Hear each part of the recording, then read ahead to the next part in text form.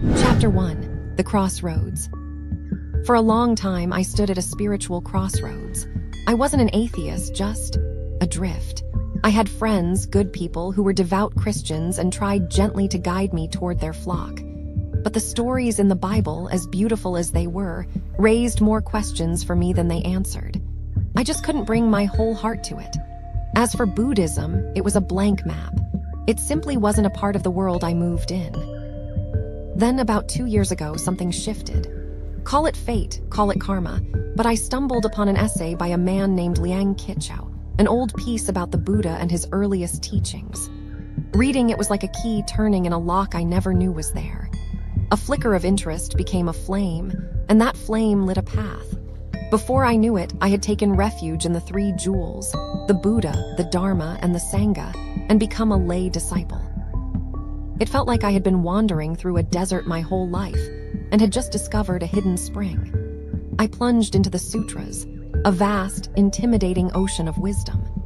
I spent nights reading, feeling like I was barely scratching the surface, yet every single drop I managed to absorb was the sweetest water I had ever tasted. It wasn't just answering my questions. It felt like it was saving my very capacity for clear seeing, what Buddhists call our wisdom life. I felt a duty to this newfound path, a need to walk it with integrity. Naturally, I wanted to share this incredible discovery. I would talk to my friends and family about it, my voice filled with the passion of a convert, hoping they too could feel the peace and clarity I was beginning to find. And that's when the strange part happened. From my perspective, I had walked out of a fog and into the light. But from theirs, it looked like I had done the exact opposite. They saw me, their clear-headed, rational friend, embracing what they considered a passive, world-denying, even morbid faith. My first instinct was to say nothing. In this world, everyone is the hero of their own story, aren't they? I felt I was doing the right thing, and they felt my choice was, at best, pitiable. The awakened will walk their path, and the lost will walk theirs. What more is there to say? But silence began to feel like a betrayal. Not just to myself, but to the very teaching that had given me so much. If I said nothing, their caricature of Buddhism would be the only version they knew. My confusion would become proof that the path itself was confusing. This, then, is the reason for these words. This isn't an argument. It's an offering, a different lens for my friends to look through.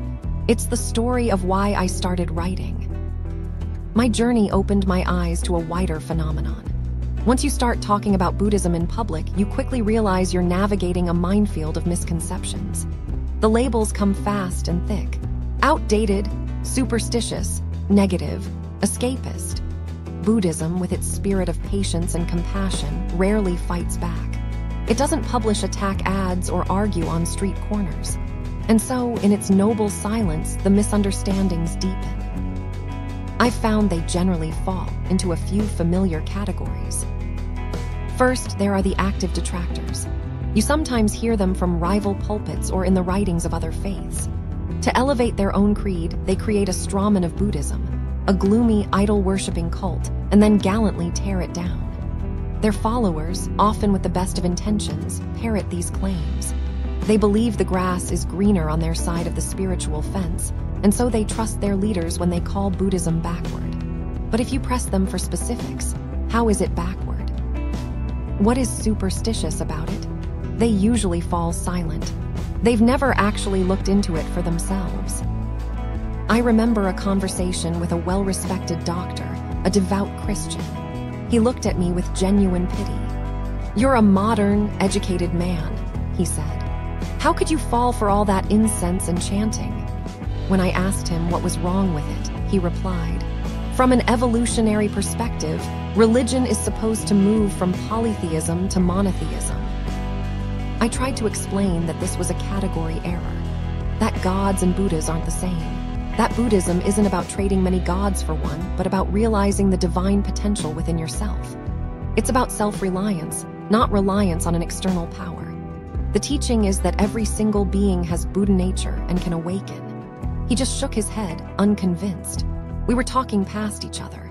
I learned a valuable lesson that day. You can't force a seed to sprout in barren ground. Then you have the genuinely confused. These people aren't hostile. They just can't tell Buddhism apart from the sea of folk religions and local superstitions it often coexists with. They see people praying to statues for winning lottery numbers or engaging in elaborate rituals to appease spirits and think, that's Buddhism. The most difficult confusion to untangle is when the grifts of charlatans and fortune tellers get lumped in with the Dharma. I saw a perfect, if comical, example in the newspaper recently.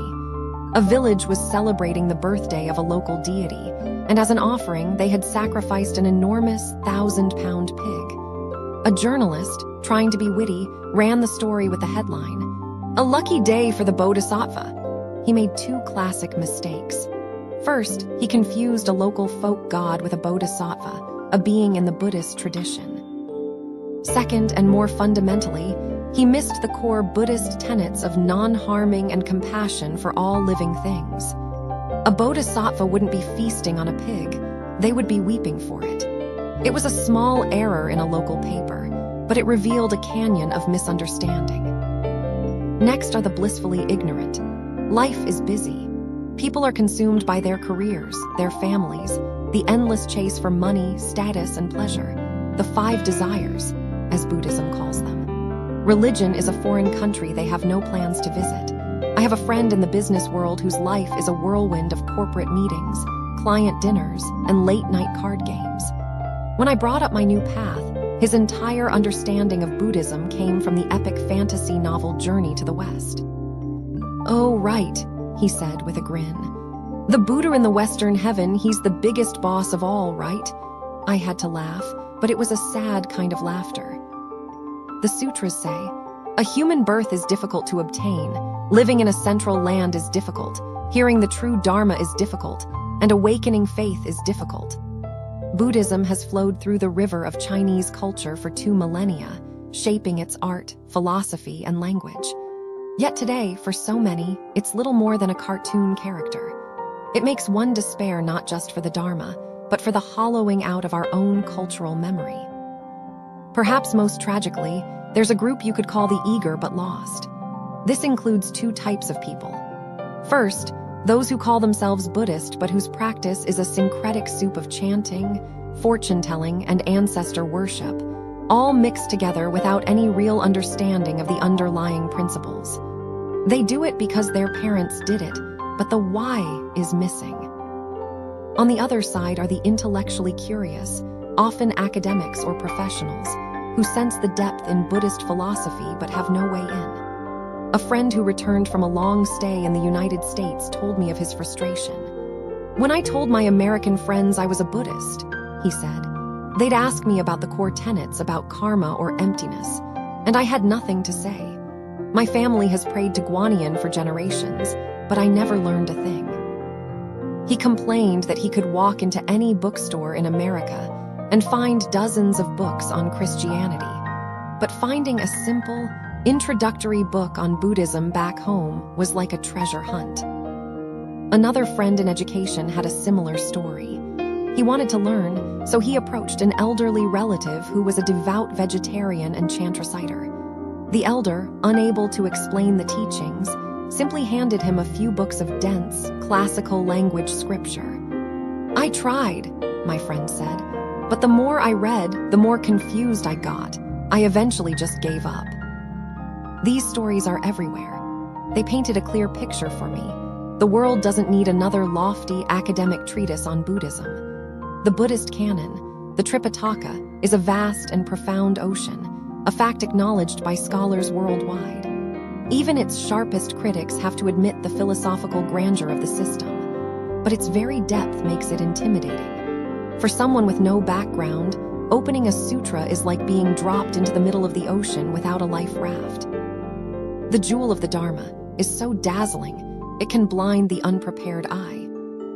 So, how do you build a bridge for the common person? The simplest way, I thought, was to write a small book, a handbook, a primer, written in plain, modern language.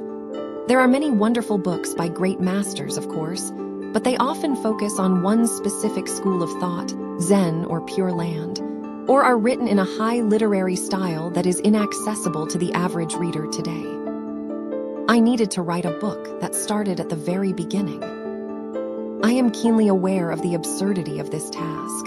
A novice like me, attempting to map an ocean. It feels like an ant trying to topple a giant tree. And yet, a thought occurred to me. Perhaps a beginner is the best person to speak to another beginner. Perhaps my own fumbling journey is precisely what makes me qualified to draw a simple map for others who are lost. So I press on. Our world is facing immense challenges, and the clear, compassionate voice of the Dharma feels fainter than ever. To help amplify that voice, to offer an antidote to the confusion, is the duty of every student on the path. I offer this humble effort not as a definitive statement, but as a conversation starter. A simple brick, laid in the hope that masters will come and build a temple. May it serve as a clear and steady signpost for all those standing at the crossroads. Beyond the incense, a clearer look at Buddhism. For many in the West, the word Buddhism conjures a collage of images: a serene, smiling statue, a solitary monk meditating on a misty mountain, a minimalist mantra for mindfulness in a chaotic world. It can seem exotic, ancient, and perhaps a little opaque. Because of this, a few persistent myths have taken root, clouding our understanding of one of the world's great philosophical and spiritual traditions. These misunderstandings aren't born of malice, but of distance. They are knots of confusion that, with a little gentle pulling, can be easily untangled. Let's embark on that process, moving beyond the surface to explore what Buddhism truly is and what it is not. 1. Gods, Ghosts, and the Buddha, a case of mistaken identity. Perhaps the most stubborn label attached to Buddhism is superstition. For many, particularly those with a modern, secular education, the sight of someone bowing before an altar immediately triggers this association. But this is a classic case of mistaken identity. It isn't that Buddhism is superstitious. It's that centuries of folk traditions have been draped over it like a heavy, ill-fitting cloak. It's an easy mistake to make. The worship of gods and spirits is as old as humanity itself.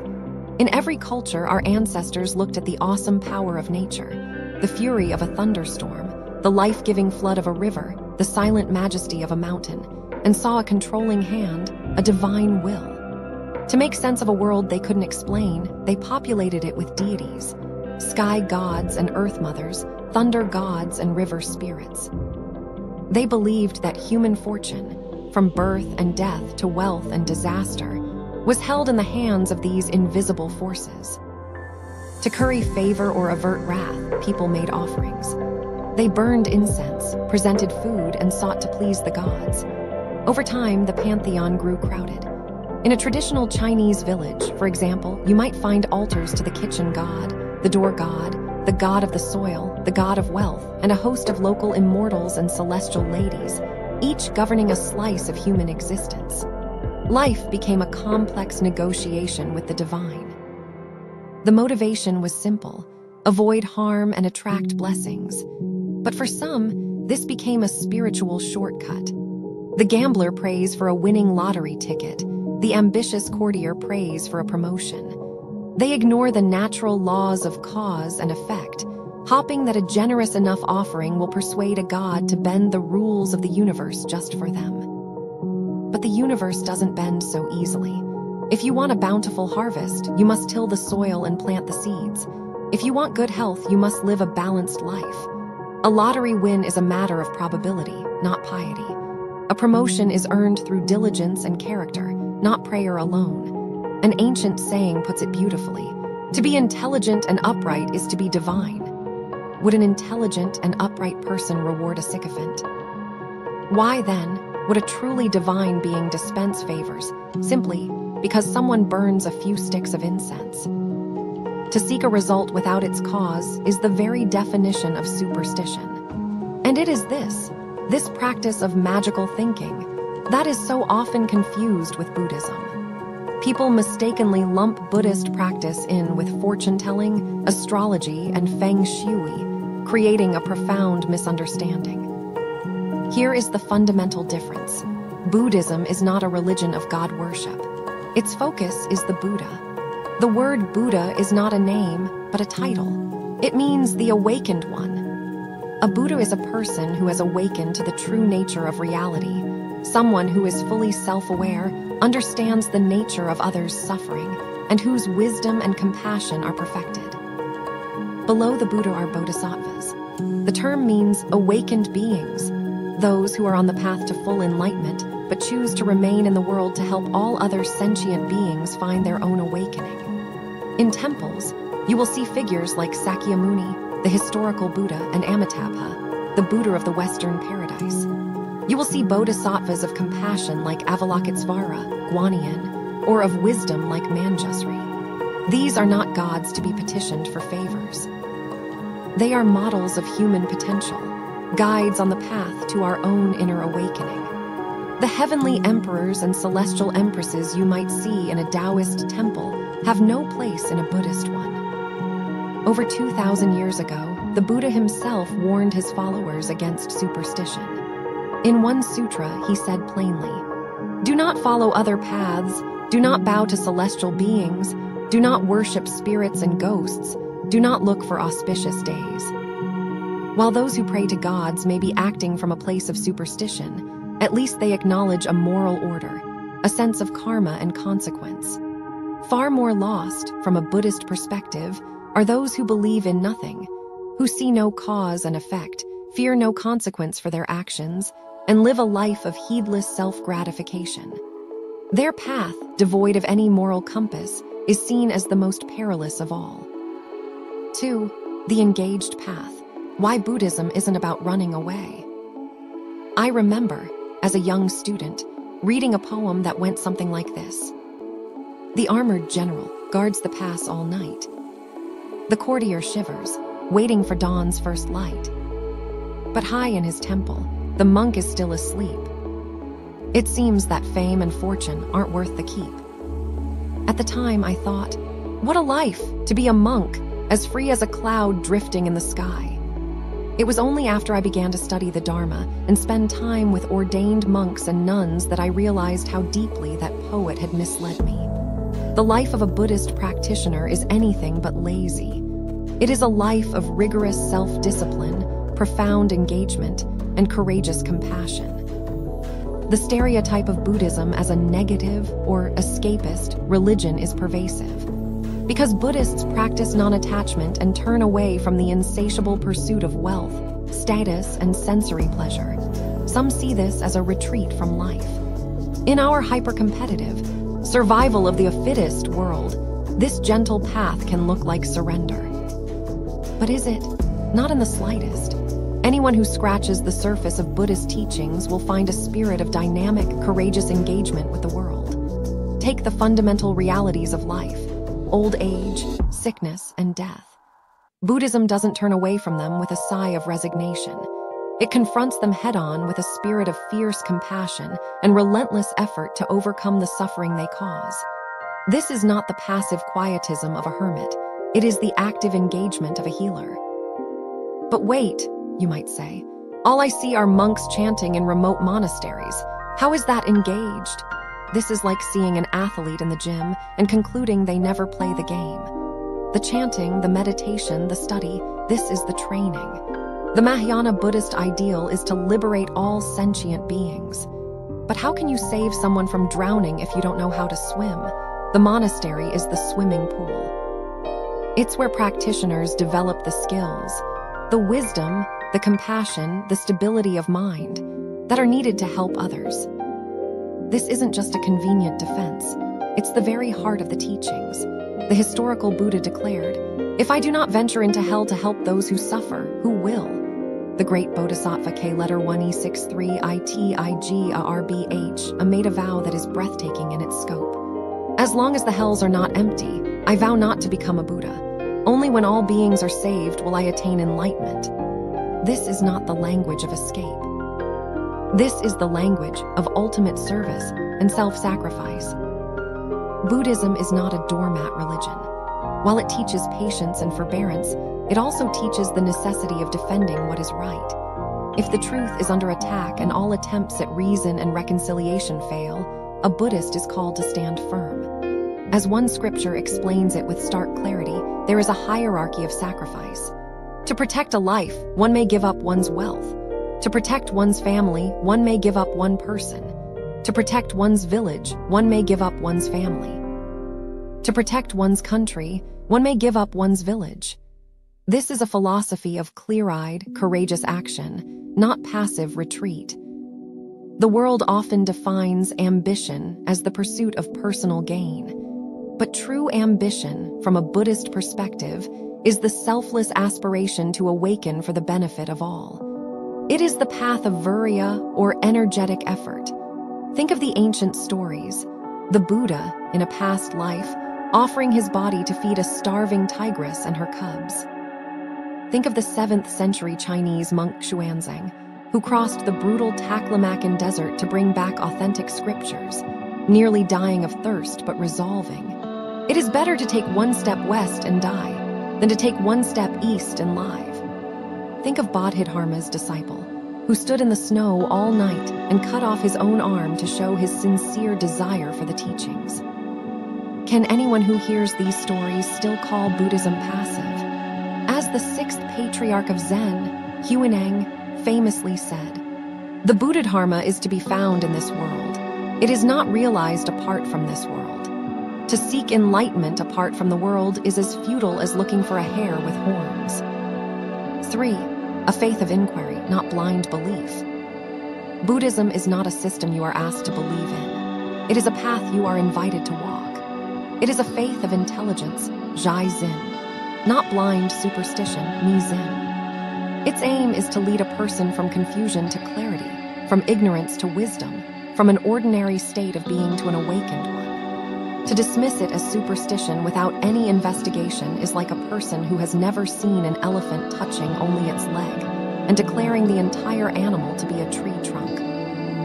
Broadly speaking, religions can be divided into 2 categories. The first and most common are theistic religions, which place faith in an external, all-powerful deity. In their earliest forms, as we've discussed, this was polytheism, a world filled with gods born of humanity's fear and wonder before the mysteries of nature. As human intellect grew, this evolved into monotheism, the belief in a single, omnipotent creator and ruler of the universe. This being was seen as the source of all laws and the arbiter of human destiny. For a rational, modern mind, the idea of a personal God who intervenes in human affairs has become a matter of faith rather than logic.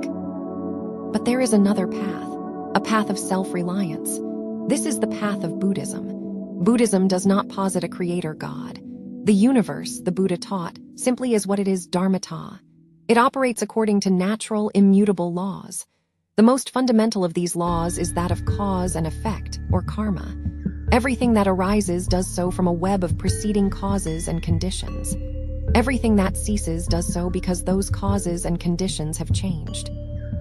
The orbits of the stars, the passing of the seasons, the processes of birth, aging, sickness, and death, these are not the whims of a deity. And your personal fortune, your wealth or poverty, your happiness or sorrow is not a reward or punishment from on high. It is, as the ancient saying goes, the fruit of your own actions. You are your own master. No God can save you. No God can condemn you. You are the architect of your own life. When the Buddha attained enlightenment under the Bodhi tree, his first words were a cry of astonishment. How wondrous! How wondrous! All sentient beings have the same wisdom and virtue as the Buddha, but because of their delusional thoughts and attachments, they are unable to realize it. This inherent potential for enlightenment, this Buddha nature, is within every one of us. It is our birthright. It is not something we gain, it is something we uncover. But it is clouded by our attachments, our fears, and our confused thinking. The path of practice is the process of clearing away these clouds. It is like a mirror covered in a thick layer of dust. The mirror's capacity to reflect is never lost, it is only obscured. The work is not to beg a divine hand to wipe it clean, but to undertake the practice of wiping it ourselves. This is a path of personal effort, starkly different from doctrines that promise salvation through faith in another. Is it not a strange inversion of logic, then, that a religion based on divine intervention is sometimes seen as compatible with a rational worldview, while a path based on self-reliant practice and the immutable law of cause and effect is dismissed as superstition? The great modern scholar Liang Kitch once noted that when you ask followers of some faiths about the deepest mysteries, they will often say, "That is known only to God. It is not for mortals to understand." Buddhism, he pointed out, does the opposite. Its entire purpose, from the first step to the last, is the great work of moving from confusion to understanding.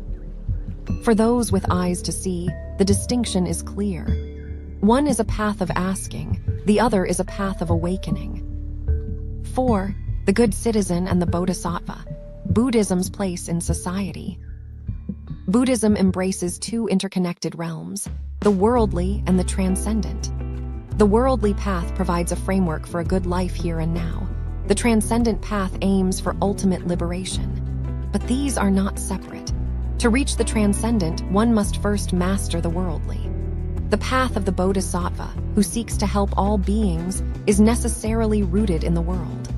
Ultimately, the Dharma is found in society, not outside it. Yet, some argue that Buddhism is a drain on the state. They see monks and nuns who do not engage in conventional labor and conclude they are unproductive. This is a narrow view of contribution. Society requires more than just farmers and factory workers. We don't accuse teachers, doctors, lawyers, or public servants of being unproductive simply because they don't produce material goods. Why, then, single out ordained Buddhists? Monks and nuns are not mere consumers. They are spiritual educators and custodians of a tradition of inner cultivation. A society's laws can only punish wrongdoing after it has occurred. The moral and ethical guidance offered by a contemplative tradition like Buddhism works to prevent that wrongdoing from ever taking root. It cultivates the heart, preventing the crime before it is even conceived. Historically, in many Asian nations, the periods of Buddhism's greatest flourishing often coincided with eras of social stability and cultural achievement. The two are mutually reinforcing. The Buddha taught his followers to be good citizens. He instructed them to be loyal to their country, filial to their parents, loving to their children, and trustworthy to their friends. The core ethical training begins with the 5 precepts and the 10 virtuous actions, which are essentially a blueprint for being a decent, law-abiding human being. This is the foundation upon which the higher practices are built. Indeed, the Buddha spoke of 4 great debts of gratitude that we must repay.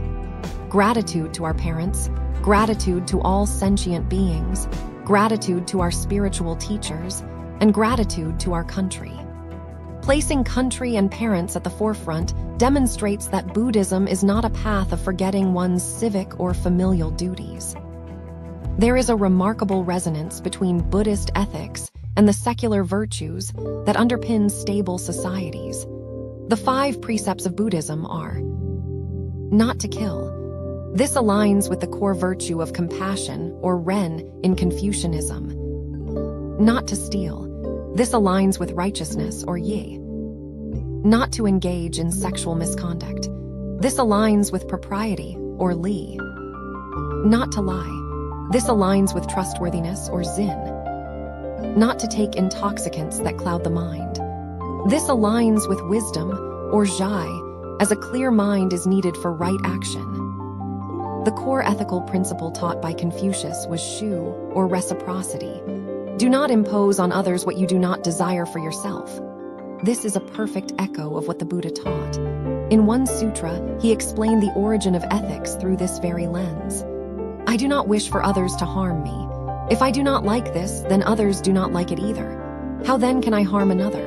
Understanding this, I undertake the precept of not killing. He applies the same logic to stealing, sexual misconduct, and lying. This is not a rule handed down from heaven. It is a conclusion reached through empathetic reasoning. These 2 great sages of the East, Buddha and Confucius, arrived at the same fundamental truth. The Buddha's teachings are eminently practical.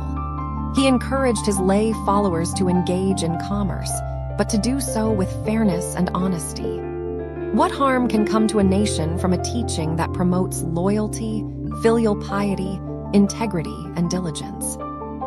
A state provides order and security through its laws and its power. A religion provides inner peace and moral guidance through its teachings. As the Chinese revolutionary Sun Yat-sen said, politics governs the exterior, while religion governs the heart. When their aims are aligned, promoting a just, compassionate, and stable society, they are the two great pillars that uphold civilization. 5. A blueprint for a meaningful life.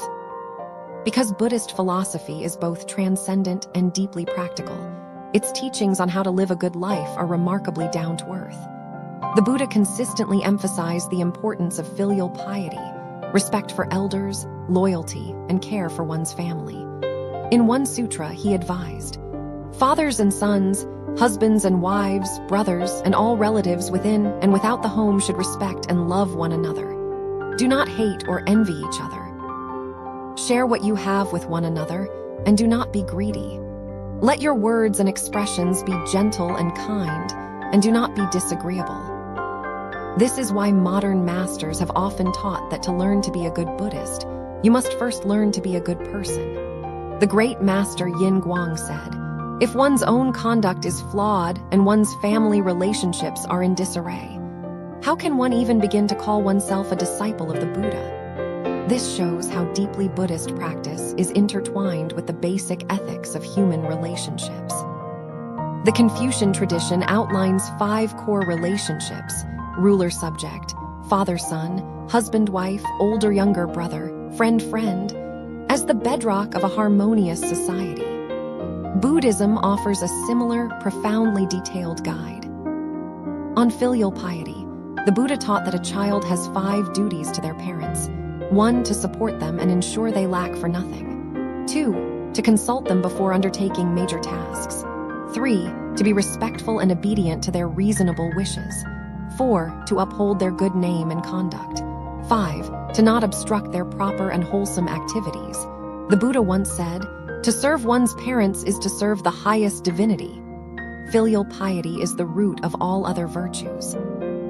A person who is not good to their parents is unlikely to be loyal to their country or true to their friends. An old proverb says, "You will find a loyal citizen in a devoted child." On parenthood, a parent in turn has 5 duties to their child. 1, to restrain them from doing evil. 2, to guide them toward doing good. 3, to love them with a deep and abiding affection. 4, to help them find a suitable partner. 5, to provide for their needs as they grow.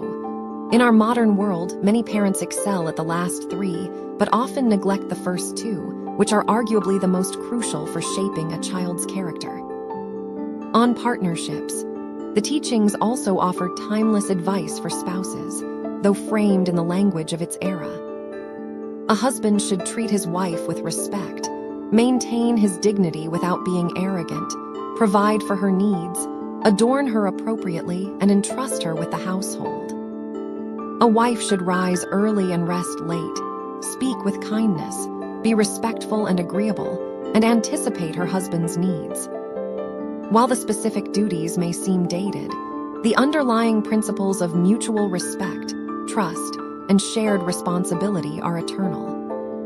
On friendship, how to be a good friend.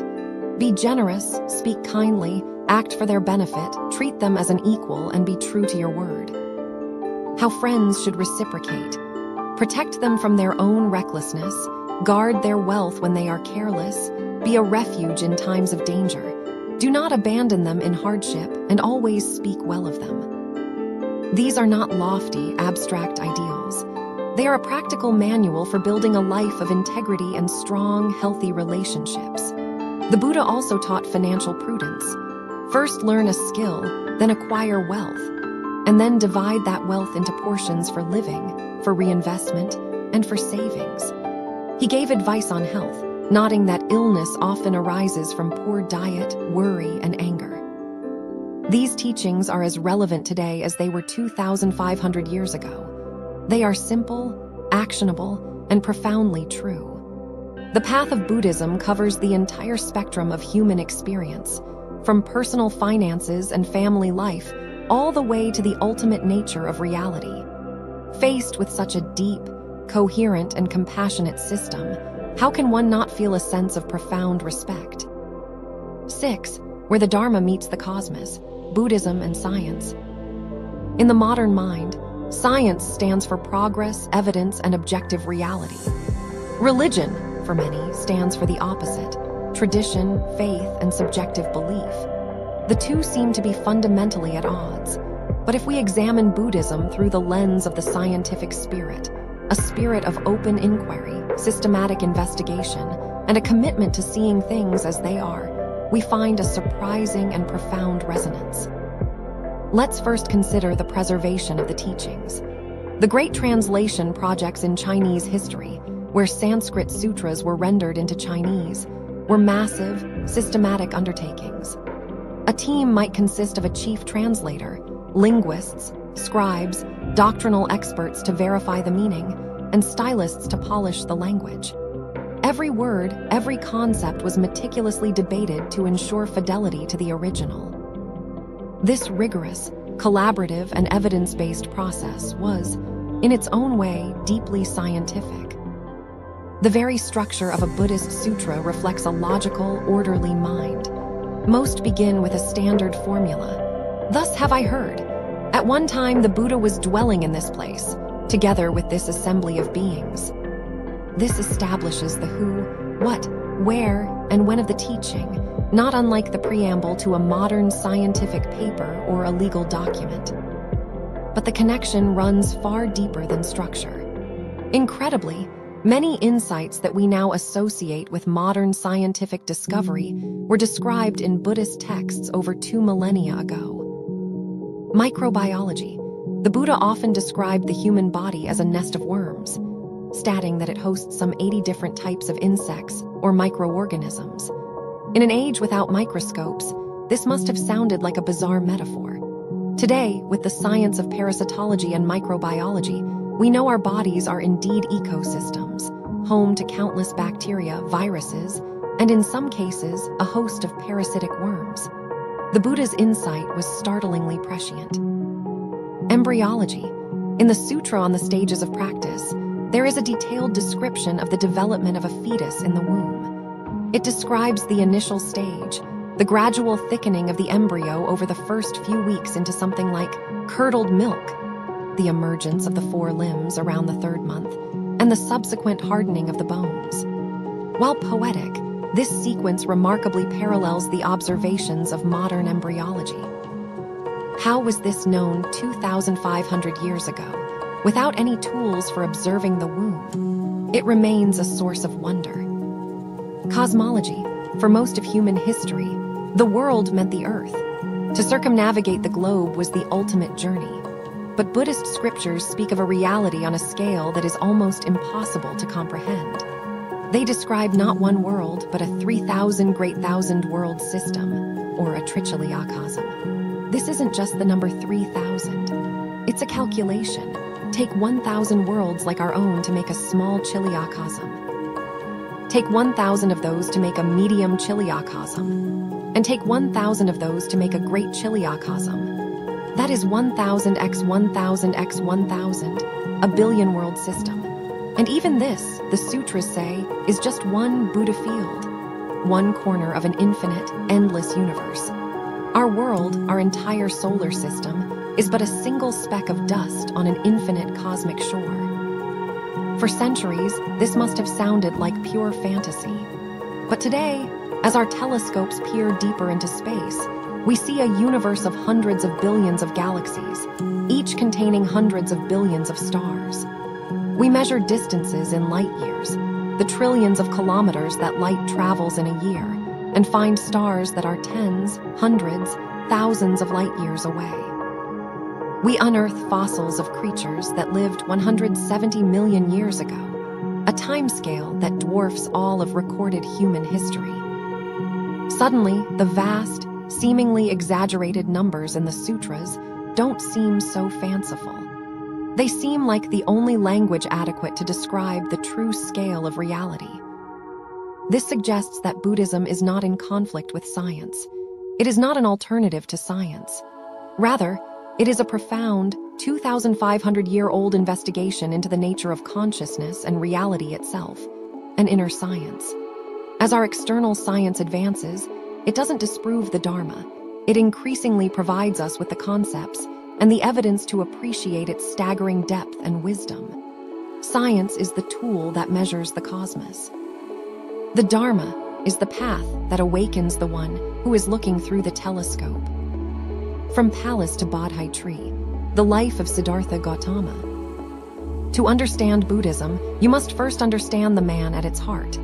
Before he was the Buddha, the Enlightened One, he was a prince named Siddhartha Gautama. The story of his life is the story of Buddhism's birth, a tale whispered in two keys. One is the key of history, a sparse, academic account of a man who lived and taught in the 6th century BCE. The other is the key of legend, a vibrant, soaring narrative painted with miracles and prophecy, a story that reveals less about historical fact and more about the profound impact this one man had on millions of souls. To truly know him, we must listen to both melodies. We will ground ourselves in the facts as historians know them, but we will not shy away from the legends. For in those tales of gods and demons, we find the poetry of human hope and the enduring quest for a truth that lies beyond our ordinary sight. The two births of a prince. Let's travel back in time, some 2,500 years, to a world that would be almost unrecognizable to us. The Indian subcontinent was a tapestry of small, competing kingdoms. Society was rigidly structured by the caste system. At the top, the Brahmins, the priests and keepers of sacred rites. Next, the Kshatriyas, the warriors and rulers to which Siddhartha belonged. Then the Vaisyas, the merchants and landowners. And at the bottom, the Sudras, the laborers and servants. It was into this world, in a small kingdom called Kapilavastu nestled in the foothills of the Himalayas, in modern-day Nepal, that a prince was born. Historians place his birth around 563 BCE. His father was King Suddhodana, his mother Queen Maya. This is the historical record, a royal birth, no doubt celebrated, but otherwise an event of its time. But the legend tells a far grander story. It begins long before his birth, with a prophecy. The queen, it is said, dreamt of a celestial white elephant with 6 tusks that entered her right side. This was no ordinary dream. It was an omen. When the time came for the birth, Queen Maya was traveling to her parents' home, as was the custom. Resting in a beautiful garden called Lumbini, she reached up to touch the branch of a sal tree, and at that moment, the child was born painlessly from her side. The legends say the very cosmos rejoiced. Heavenly music filled the air, flowers rained from the sky, and a brilliant light illuminated the world. The newborn prince, far from being a helpless infant, took 7 steps. At each step, a lotus blossom bloomed in his footprint. He then raised a hand and declared, "In all of heaven and earth, I alone am the honored one." This wasn't a cry of arrogance, as it might sound to modern ears, but a declaration of the innate potential for enlightenment that resides within every living being. 2 streams of pure water, one cool and one warm, cascaded from the heavens to bathe him. When King Suddhodana saw his son, he was overjoyed. The boy was named Siddhartha, which means he who achieves his aim. This is the story as faith would tell it, a birth not of a mere man, but of a world changer, an event heralded by the universe itself. The gilded cage and the 4 sights. Soon after the birth, a renowned sage and astrologer named Asita came to the palace. Examining the infant, his face filled with a strange mixture of joy and sorrow. "Your Majesty," he told the king, "this child bears the marks of a great soul. He has 2 possible destinies. If he remains in the world, he will become a Chakravartin, a universal monarch who unites the world not by force, but by righteousness. But if he forsakes the world, he will become a fully enlightened Buddha, a guide for all humanity." Asita then began to weep. "Why do you cry?" the king asked, alarmed. "I weep not for the prince, but for myself," the sage replied. "I am old. I will not live to see him achieve his destiny, whichever path he chooses." The king was thrilled by the first prophecy, but terrified by the second. His son, a world emperor, but his son, a homeless ascetic. The thought was unbearable. When Queen Maya tragically passed away just 7 days after the birth, the king's resolve hardened. Siddhartha was raised by his loving aunt, Pajapati, but his father's fear shaped his entire childhood. The king decided to build a beautiful prison for his son, a prison of pleasure. Siddhartha was given everything a young man could desire. He was a gifted student, excelling under the finest tutors in literature, philosophy, and the arts. He was also a formidable athlete, mastering archery and swordsmanship with ease. He was, by all accounts, a Renaissance man before the Renaissance. To ensure he never felt the sting of dissatisfaction, his father built him 3 magnificent palaces, one for each season, filled with luxurious silks, fragrant gardens, and the most beautiful musicians and dancers in the kingdom. He was married to a lovely princess, Yashadhara, and they lived a life of insulated splendor. But you cannot shield a thoughtful mind from reality forever. The king's plan backfired. The endless pleasure began to feel hollow, the luxury a distraction from a deeper, unspoken question about the nature of life itself. The dam of ignorance finally broke when Siddhartha, now a young man, persuaded his father to let him see the world outside the palace walls. The king carefully arranged the route, clearing it of any unpleasant sights. But destiny, or perhaps chance, intervened. On his first trip out the east gate, Siddhartha saw something he had never seen before. A frail, withered old man bent over a staff, his face a map of time. He was shaken. "Will I, too, become like this?" he asked his charioteer, Channa. "Yes, my lord," Channa replied. "It is the way of all living things." On a second trip, through the south gate, he saw a sick person, moaning in pain by the side of the road, their body racked with disease. He saw the fragility that lay hidden beneath his own youthful skin. On a third trip, through the west gate, he encountered a funeral procession. He saw a corpse being carried to the cremation ground, and the raw, uncontainable grief of the family. He saw death, the final, undeniable destination for all. Old age, sickness, and death. The divine messengers, as they came to be called, had shattered his gilded cage. The world, he now realized, was saturated with suffering. The palace felt like a tomb. Despair began to consume him. But then came a fourth sight. On his final trip, out the north gate, he saw a wandering ascetic, a monk with a shaved head, wearing a simple robe, holding a begging bowl. The man's face was not filled with despair, but with a profound and unshakable serenity. In the midst of all the world's pain, this man had found a quiet dignity, a sense of purpose. In that moment, Siddhartha saw his own path. That night, at the age of 29, he made his decision. He went silently to his wife's chambers and looked upon her and their newborn son, Rahula, as they slept. It was a moment of profound human love and sacrifice. Then he turned away. He woke his loyal servant Channa, and together they rode his favorite horse, Kanthaka, out of the city and into the darkness. At the edge of the Anama River, he stopped. He took off his fine robes and jewelry, cut his long hair with his sword, and handed them to Channa to return to the palace. "Tell my father," he said, his voice firm, "that I have not left out of anger or lack of love. I have left to find an end to the old age, sickness, and death that afflict us all. If I find it, I will return. If I do not, then this is my final farewell." The edge of existence. Siddhartha was now a homeless wanderer. He sought out the most famous spiritual teachers of his day. He first studied with a master named Alara Kalama, who taught him a form of meditation so deep it led to a state of nothingness. Siddhartha mastered it quickly, but he found it was only a temporary escape, not a final solution. The suffering always returned.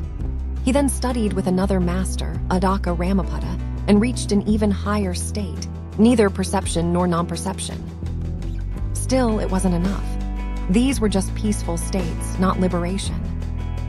Realizing no teacher could give him the answer he sought, he decided to find it on his own. He fell in with a group of 5 ascetics who believed that enlightenment could be won by conquering the body through extreme self-denial. For 6 years, Siddhartha subjected himself to punishing austerities. He held his breath until his head felt like it would split open. He slept on beds of thorns. He exposed himself to the blistering sun and freezing nights. And most famously, he starved himself, gradually reducing his intake until he was surviving on a single grain of rice a day. His body withered to a skeleton draped in skin. He was a breath away from death's door. But in that near-death state, clarity finally came. He realized that torturing his body was just as pointless as indulging it in the palace. It was another dead end. This path of self-torture was just another trap, the other side of the same coin of extremism. The true path, he reasoned, must lie somewhere in the middle. Just then, a young village girl named Sujata, thinking he was a tree spirit, offered him a bowl of milk rice. His 5 companions watched in disgust. "He has given up," they said. "He has returned to a life of luxury." They abandoned him, walking away to the deer park in Sarnath to continue their own austerities. But for Siddhartha, this simple act of nourishment was not a failure. It was a profound breakthrough. He had discovered the middle way.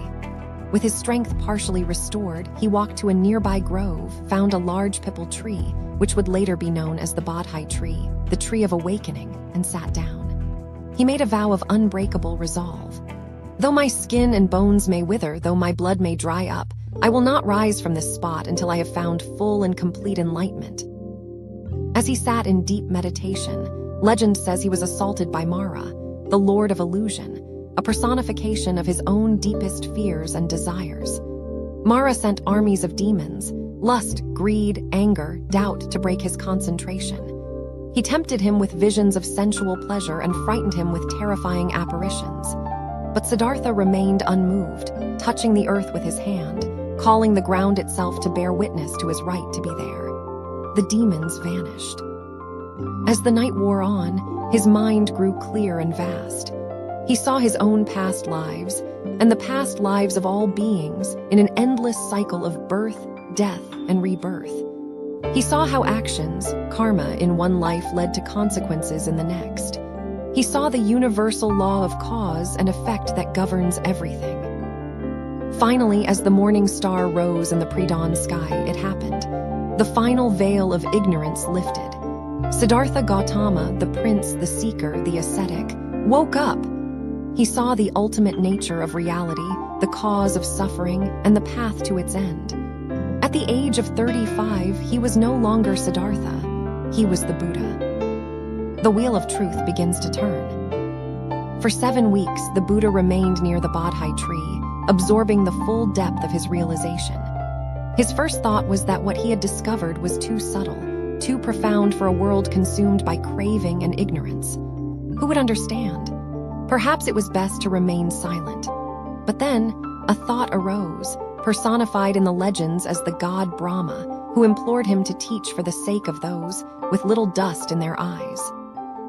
He decided to teach, and he knew exactly who his first students should be, the 5 ascetics who had abandoned him. He walked for days to the deer park in Sarnath. When his former companions saw him approaching, they made a pact. "Here comes the slacker, Gautama. Let's not greet him or show him any respect." But as he drew closer, they found themselves unable to keep their promise. There was something different about him. He was not the pampered prince they had once known, nor the emaciated ascetic they had left behind. He was radiant, filled with a quiet authority and a profound peace that was almost palpable. They stood up, offered him a seat, and washed his feet. "Friends," he began, "there are 2 extremes to be avoided. One is the path of sensual pleasure, which is low, vulgar, and leads to suffering. The other is the path of self-mortification, which is painful, ignoble, and also leads to suffering. I have found a middle way, which avoids these two extremes and leads to vision, to knowledge, to peace, to enlightenment. There, in the Deer Park, the Buddha delivered his first sermon, an event known as setting in motion the wheel of the Dharma. He taught them the Four Noble Truths, the very foundation of his teaching. The truth of suffering, dukkha. Life, in its essence, involves dissatisfaction, stress, and suffering. Birth, old age, sickness, death, sorrow, and despair are all forms of suffering. The truth of the cause of suffering. This suffering is not random. It arises from craving, from thirst. The thirst for sensual pleasures, the thirst for existence, the thirst for non-existence. The truth of the cessation of suffering. It is possible to end this suffering completely by eliminating this craving. The truth of the path to the cessation of suffering. The way to end suffering is to follow the Noble Eightfold Path, a practical guideline for ethical conduct, mental discipline, and wisdom. As the 5 ascetics listened, one by one their minds opened. They understood.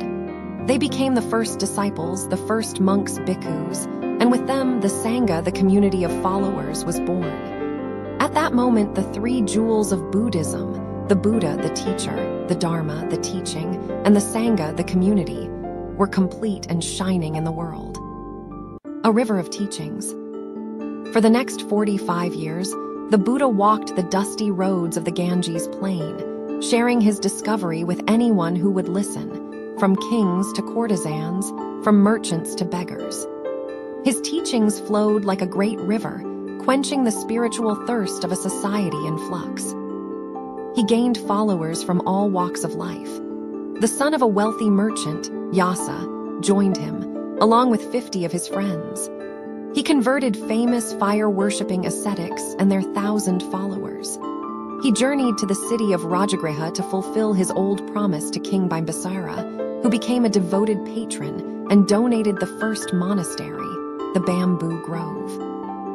One of the most famous conversion stories is that of his 2 chief disciples, Sariputta and Moggallana. They were brilliant seekers who had yet to find a teacher who could satisfy them. One day, Sariputta saw one of the Buddha's first disciples, a monk named Assaji, walking through the city. Struck by the monk's serene demeanor, Sariputta asked him, "Who is your teacher and what does he teach?" Assaji, being newly ordained, was humble. "I can only give you the essence," he said, and recited a simple verse. "Of all things that arise from a cause." The teacher has told the cause, and also what their cessation is. This is the teaching of the great ascetic. Upon hearing this summary of dependent origination, the idea that everything is interconnected and arises from specific causes and conditions, Sariputta experienced a flash of insight. He rushed to tell his friend Moggallana, and they and their 200 students all went to take refuge with the Buddha. Eventually, word of his enlightenment reached his home kingdom. King Suddhodana, now old, sent emissaries to beg him to return. The Buddha agreed. He walked back to Kapilavastu and taught his family. His own son, Rahula, became the first novice monk, and many of his cousins, including the gentle Ananda who would become his personal attendant, also joined the order. He established an order for nuns after the persistent requests of his stepmother, Pajapati, making his teachings accessible to women as well as men. He spent his time traveling between 2 major centers, the Bamboo Grove in Rajagriha and a grove near Shravasti donated by a wealthy merchant named Anathapindika, known as Jetta's Grove. He established a code of conduct, the Vinaya, for his growing monastic community, summed up in a famous verse: "To cease from all evil, to cultivate good, and to purify one's own mind. This is the teaching of all the Buddhas." At the age of 80, his body finally beginning to fail, the Buddha knew his time was near. He lay down between 2 sal trees in a grove in Kushinagar. His disciples gathered around him, weeping. "Ananda," he said, "do not grieve. All compounded things are subject to decay.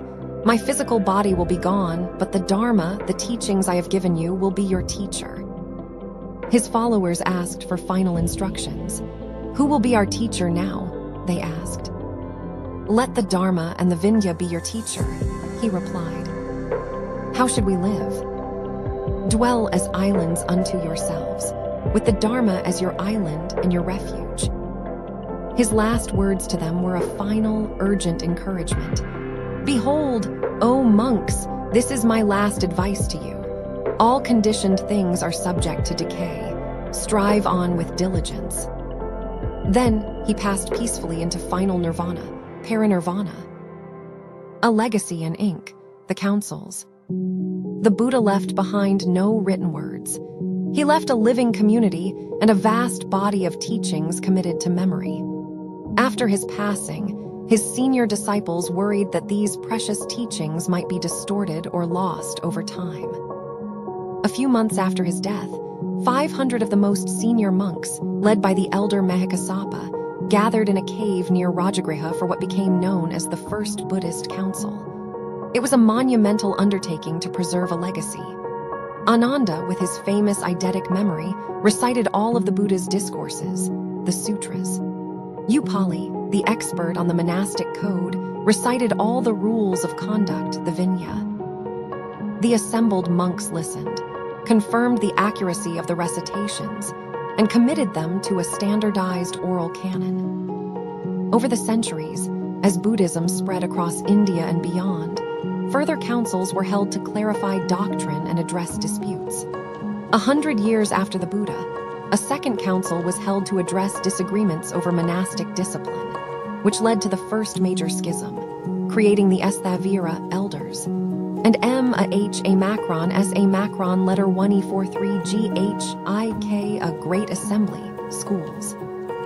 A third council was held under the patronage of the great Mauryan Emperor Ashoka in the 3rd century BCE, and a fourth council under King Kanishka in Kashmir around 100 CE, which produced extensive commentaries. From these councils, the Tripitaka, or 3 baskets of teachings, the sutras, the Vinaya, and later philosophical elaborations called the Abhidharma, was born. These texts, eventually written down, would form the foundation for all schools of Buddhism to come. What began with one man's relentless quest for truth under a tree became one of the world's great spiritual and philosophical traditions. The story of Siddhartha is more than just the biography of a founder. It is a timeless human epic of questioning, searching, and ultimately waking up. The path of 1,000 journeys. How an Indian prince's ideas conquered the world. Every great idea begins with a single voice, but its journey to immortality is carried on the feet of thousands. 2.5 millennia ago, under a bodhi tree in India, a prince named Siddhartha Gautama achieved enlightenment and became the Buddha, the awakened one. His teachings, a radical prescription for ending human suffering, were not meant to be confined to a single time or place. They were a river destined to flow. And flow it did. Southward, it nourished the cultures of Sri Lanka, Thailand, and Southeast Asia, creating the vibrant tapestry of Theravada Buddhism. But its most arduous, and perhaps most transformative, journey was northward. Across the treacherous peaks of the Himalayas and the unforgiving sands of the Taklamakan Desert, along the threads of the Silk Road, this river of thought carved a new path into the heart of the world's oldest continuous civilization, China. From there, it would leap across the sea to Korea and Japan, and centuries later, find a new and unexpected home in the cities of Europe and America. The story of Buddhism's journey into China is not just a history of religion. It's a drama of emperors and monks, of perilous quests and intellectual revolutions, a testament to the universal human search for meaning. The first whispers in a distant land. Official histories often pin the arrival of Buddhism in China to a single, dreamlike event in 67 AD. The Han Emperor Ming, it is said, dreamt of a golden figure floating in the sky, radiating light from its neck. His court, puzzled, could offer no explanation until one advisor recalled ancient whispers of a great sage in the West called Fo, Chinese letter. Intrigued, the emperor dispatched envoys on a quest quest into the unknown lands of Tianzhu, India. It's a powerful origin myth, but the truth is likely more subtle. The seeds of the Dharma had probably been drifting east for decades, carried in the saddlebags of merchants and nomads. Scraps of evidence hint at this earlier arrival. The Taoist text Lizhi speaks of Confucius knowing of a saint in the West. Records mention 18 Shramanas, monks arriving during the reign of China's first emperor, Qin Shi Huang, only to be imprisoned and then miraculously freed by a golden giant, a story that feels like a half-remembered fable. The Golden Man, captured by a Han general from the Xiongnu tribes a century before the emperor's dream, was it a statue of the Buddha? These are historical ghosts, tantalizing but impossible to prove. The first undeniable footprint appears in a court record concerning a prince, Liu Weiying, the king of Chu. In 65 AD, just before the emperor's famous dream, an imperial edict mentions that this prince recites the subtle words of Huang Lao and respectfully performs the gentle rituals of the Buddha.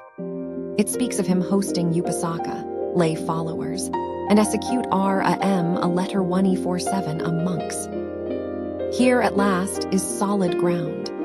Buddhism was not just a foreign curiosity, it was a practice, with a community and a vocabulary taking root in Chinese soil. The emperor's dream, then, may not have been the beginning, but rather the moment the imperial court finally turned its full attention to the strange and compelling faith from the West.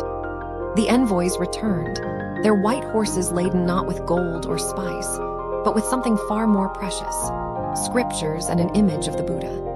In their company were 2 Indian monks, Kasyapa Ma Macron T, a letter 1E45G, and Dharmaratna. The emperor, honoring their arrival, established the White Horse Temple outside the capital of Luoyang, the first Buddhist temple in China, a symbolic gateway through which a new world of thought would pour. Decoding the Dharma, the age of the translators. An idea cannot spread without a language. The first great challenge for Buddhism in China was a monumental act of translation, a labor that would last for 700 years. Imagine the scene. A monk from Parthia or Kushan, his mind a library of Sanskrit verses, sits across from a group of Chinese scholars.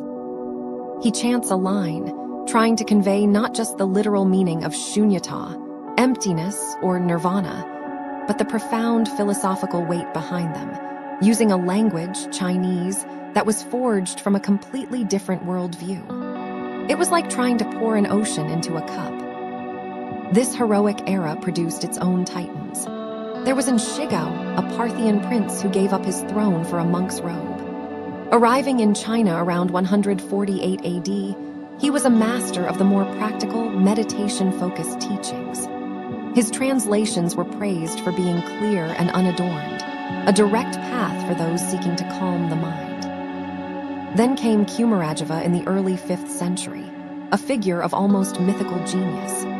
A native of the Silk Road kingdom of Kucha, he was a child prodigy who had mastered both the Theravada and Mahayana canons. He was so renowned that a Chinese emperor sent an army to fetch him. Captured and held in a provincial court for nearly 2 decades, his brilliance was wasted until he was finally brought to the capital, Chang'an. There, he revolutionized everything. With a team of hundreds of scholars, he didn't just translate, he transcreated.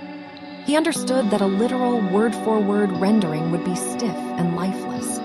Possessing an unparalleled mastery of both Sanskrit and Chinese, he captured the elegant, flowing spirit of the Mahayana Sutras. His translations of the Lotus Sutra, the Diamond Sutra, and the Vimalakirti Sutra were not just religious texts. They were literary masterpieces that shaped Chinese language and thought. He gave the Dharma a voice that was both authentic to its source and deeply, beautifully Chinese. The final giant in this trinity of translation was Xuanzang, the Tang dynasty monk of the 7th century. His story is the stuff of legend, a real-life epic to rival the Odyssey.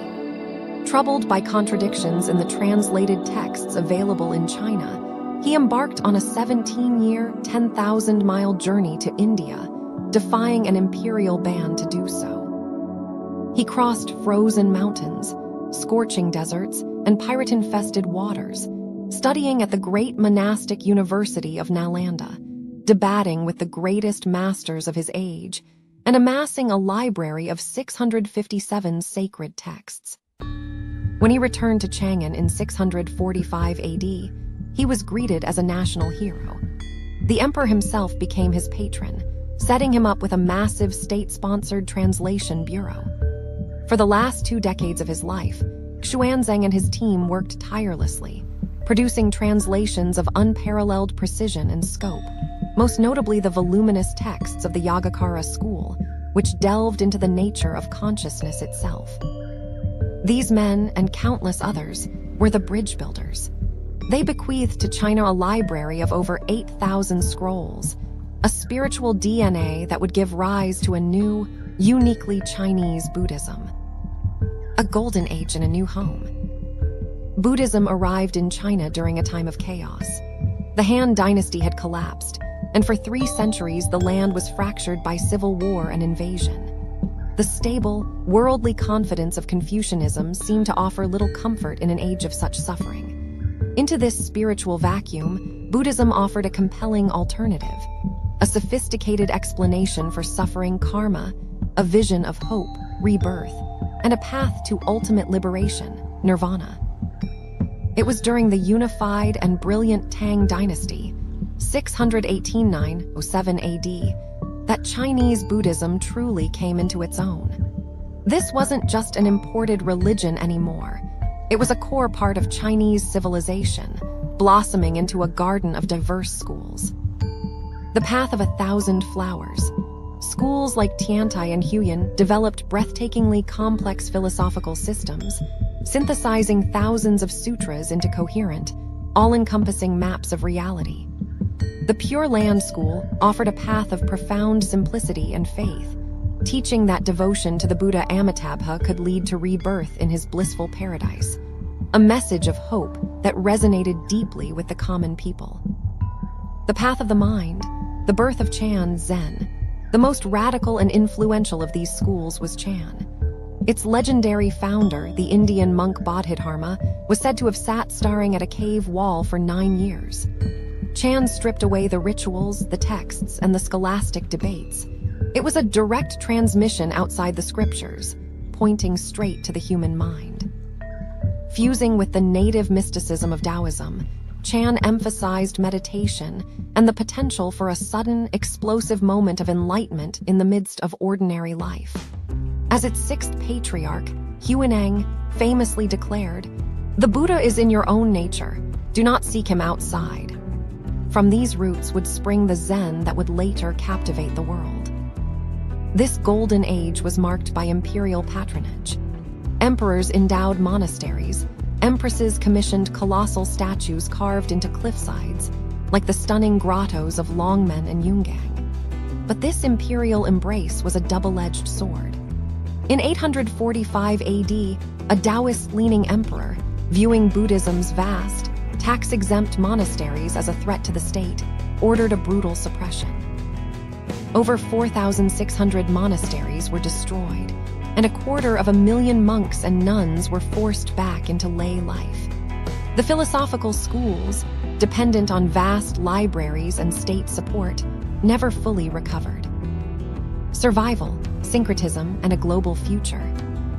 In the centuries that followed, through the Song, Yuan, Ming, and Qing dynasties, Buddhism in China entered a more conservative phase. The creative explosion of the Tang was over. The schools that survived and thrived were Chan and Pure Land, which were less dependent on elite patronage and more embedded in the lives of ordinary people. The new trend was syncretism, the blending of Buddhist teachings with Confucian ethics and Taoist naturalism, creating a uniquely Chinese spiritual landscape where one could be a good Confucian official in public life, a Taoist in their appreciation for nature, and a Buddhist in their approach to life's ultimate questions. The river that began in India had not just reached China. It had merged with the ancient streams already flowing there, creating something new and powerful. And the journey was not over. In the 19th and 20th centuries, that same river, having pooled and deepened in East Asia for nearly 2 millennia, began to flow again, this time to the west. At first, it was a subject of academic curiosity for philosophers like Schopenhauer. Then it became a source of revolutionary inspiration for the beat poets like Jack Kerouac and Allen Ginsberg. Today, its principles, stripped of religious doctrine, are found in corporate mindfulness seminars in Silicon Valley and in therapy rooms across the world. From a prince in India to a dream-haunted emperor in China, from a captive translator in Chang'an to a tech CEO in California, the path of the Dharma has been a journey of 1,000 journeys. It is a timeless story of how a single, profound idea about the nature of the mind can cross any border, speak in any language, and continue to change the world. Chapter 5: The World According to Buddha. The questions that haunt us. Before we dive into the heart of Buddhist thought, let's start with a question that precedes all philosophy and religion. Why bother? Why dedicate our time to studying ancient teachings when the modern world demands so much of our attention? The simple answer is that we are all, in our quietest moments, haunted by the same fundamental questions. What is the point of all this? Where did we come from, and where are we going? Is there a pattern to the chaos of existence, or are we just adrift in a meaningless universe? We are born into this life, into this body, into this world.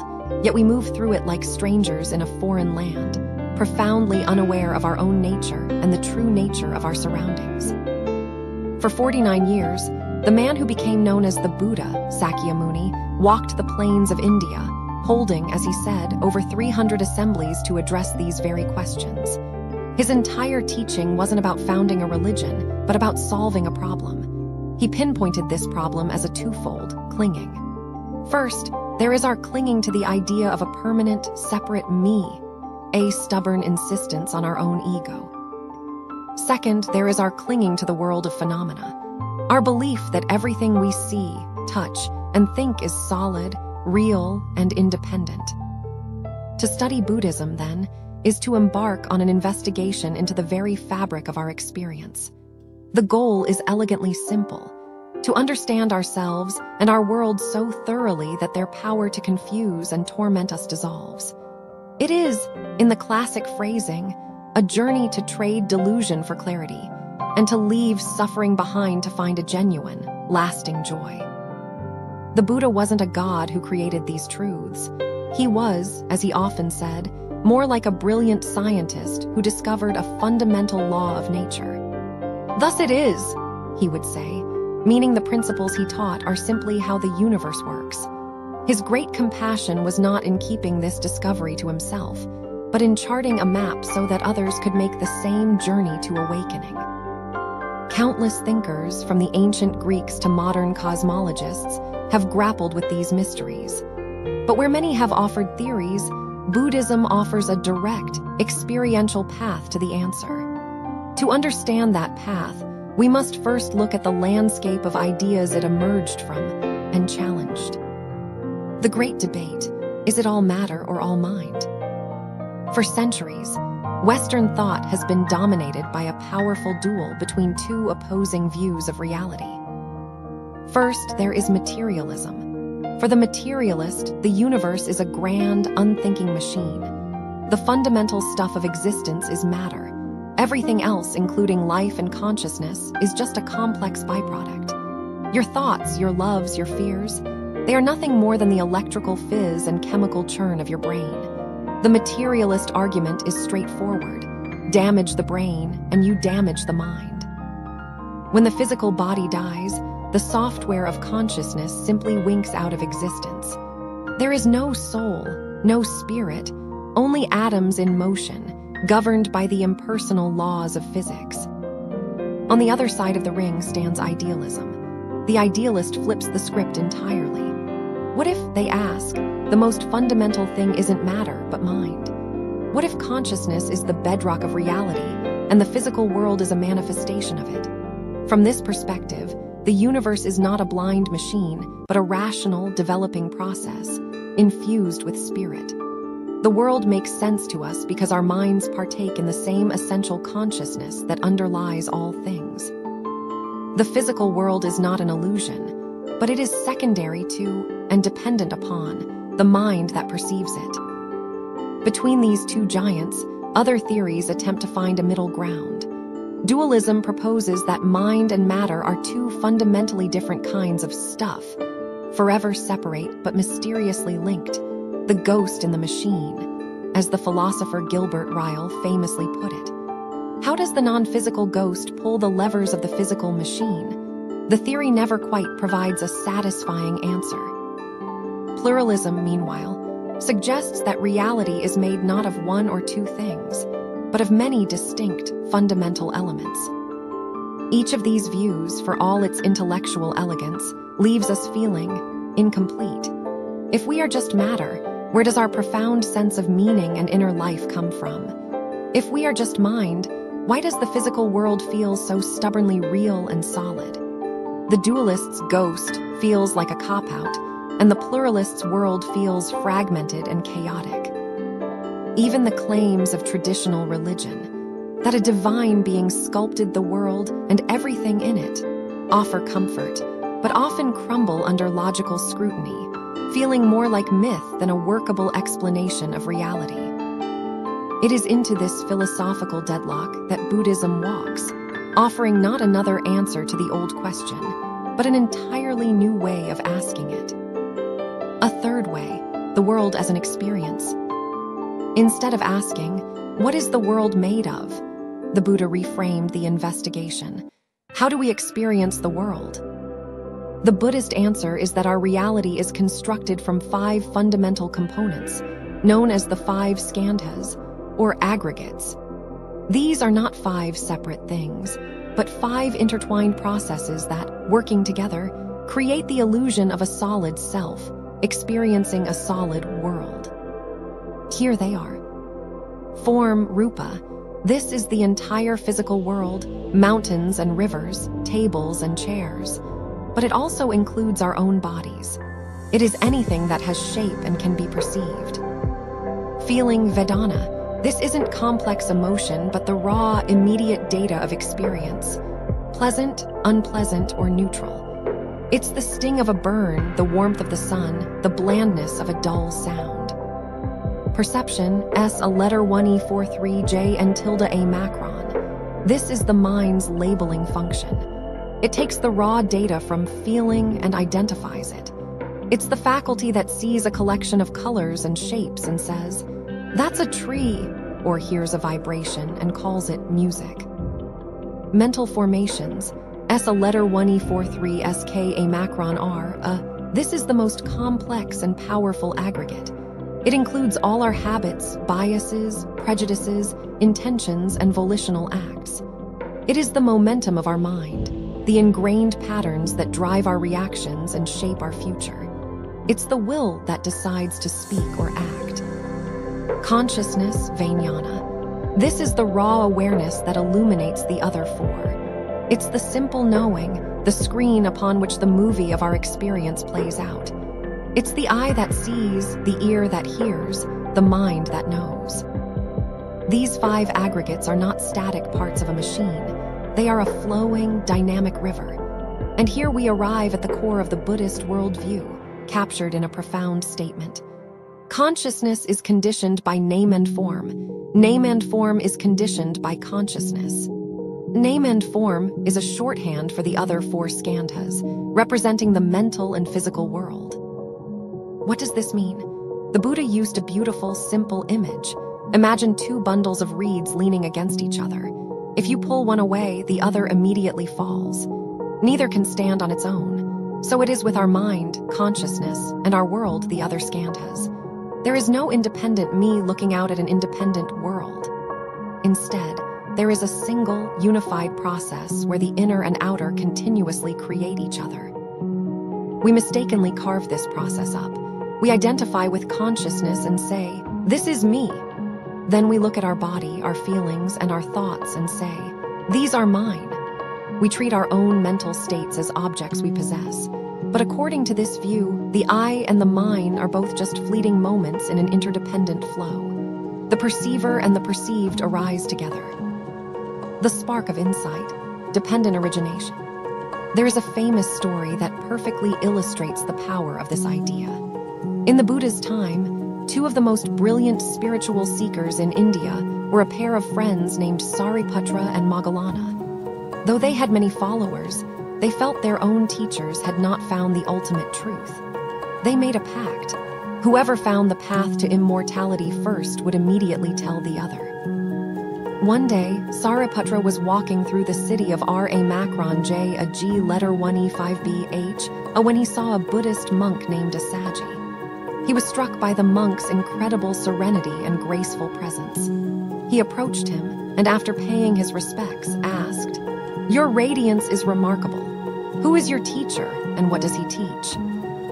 Assaji replied humbly, "My teacher is the great ascetic, Sakyamuni. I am but a novice and cannot explain his profound doctrine in full." "Please," Sariputra insisted, "just give me the essence." And so, Assaji recited a simple verse. "All things arise from causes and conditions. When the causes and conditions cease, they too shall cease. This is the teaching of my great master." For most people, these words might sound simple, even obvious. But for Sariputra, they were an earthquake that shattered his entire worldview. In that one moment, he understood. This elegant formula, known as dependent origination, swept away the need for a creator god, a permanent soul, or a fundamental substance. Everything, absolutely everything, is a temporary coming together of conditions. Nothing exists on its own. Think of a simple plant. It requires a seed, a primary cause, but also soil, water, sunlight, and air supporting conditions. Without the seed, there is no plant. But without the conditions, the seed is just a dormant pebble. The plant is not in the seed, nor is it in the water or the sun. It is a phenomenon that arises when all the necessary conditions come together. And when they fall away, when the water dries up or the sun is blocked, the plant withers and dies. This principle, when this exists, that comes to be. When this ceases, that ceases to be, governs the entire universe, from the life cycle of a star to the fleeting thought in your mind. The cosmic law, karma. If everything is an interconnected web of causes and conditions, is there any order to it? Or is it all just a random flux?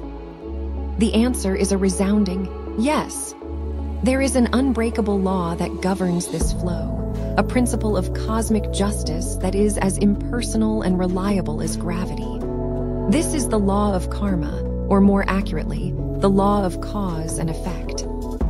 Unlike the common Western caricature of karma as a simplistic system of cosmic reward and punishment, the Buddhist understanding is far more subtle and profound. It applies not just to physical events, but to the intricate dance of our inner world. In fact, its primary domain is the mind. The full term is karmaphala, meaning action and its fruit. The cause is our intention, the volition behind our thoughts, words, and deeds. The conditions are the circumstances in which we act. The effect, or fruit, is the result that inevitably ripens from that seed of intention. This law is governed by three core tenets. Effects arise from causes. No result is random. Every joy and sorrow, every success and failure can be traced back to a cause. Given the right causes and conditions, a result is inevitable. The process is orderly. The law is not chaotic. Just as an apple seed will always produce an apple tree, wholesome intentions rooted in kindness, generosity, and wisdom will ripen into happiness and peace. Unwholesome intentions rooted in greed, hatred, and ignorance will inevitably ripen into suffering. All things stand on emptiness. This is the most profound part. It means that no thing and no law has an independent, permanent existence. Everything is a temporary process, a relational event. Because things are empty of a fixed self, they are free to change, to interact, and to become something else. This emptiness isn't a void, it's the very potential for existence to happen. A universe of mind and matter, time and space. So, what kind of universe does this vision describe? It is not a world of dead matter, nor one of pure spirit. It is a not-two reality, an inseparable, unified field of mind and matter, where the subjective and objective are two sides of the same coin. It is a universe that unfolds not by the whim of a god or the blind gears of a machine, but through an intricate, self-regulating web of interconnected causality. With this lens, Buddhist cosmology paints a picture of staggering scale. Our world is not unique. It is just one small part of a small chiliocosm, a cluster of 1,000 world systems, each with its own continents, heavens, and hells. 1,000 of these form a medium chiliocosm, and 1,000 of those form a great chiliocosm, a single universe containing 1 billion world systems, and there are countless such universes scattered throughout the cosmos. Long before the Hubble telescope revealed a universe of billions of galaxies, these texts were describing a reality of similar, awe-inspiring vastness. This cosmos is not static. It breathes. It moves through immense cycles of time called kalpas or eons. A single great eon is divided into 4 stages: formation, stability, where life flourishes, decay, and finally, utter dissolution into emptiness. And from that emptiness, a new cycle of formation begins. This cosmic pulse is beginningless and endless. And through it all, through the birth and death of stars, through the rise and fall of worlds, across this unfathomable ocean of space and time, runs the elegant, inescapable law of cause and effect. Our actions, our thoughts, our slightest intentions are not isolated events. They are ripples in this cosmic sea, shaping our present and creating our future. This, in its grandest and most intimate scope, is the world according to the Buddha. The Unseen Engine, a Buddhist guide to the meaning of life. 1. The labyrinth of questions. Why are we here? It's the most fundamental question we can ask, one that has echoed through the corridors of human history. Ask 10 people for an answer, and you might get 10 different responses, each as unique as the face in the mirror. For some, life is a grand festival, a feast to be devoured with gusto before the lights go out. For others, it's a sentence of hard labor, a valley of tears to be endured. One person sees a ladder to be climbed, a future to be forged with ambition and sweat. Their neighbor sees a river to be floated on, a journey of going with the flow and taking things as they come. Which view is correct? Should we seize the day and chase every pleasure? Or should we despair at the world's suffering and seek only escape? Is life about the relentless pursuit of progress, or is it about finding peace in simple acceptance? The questions only deepen from there. Where did this flicker of consciousness we call I even come from?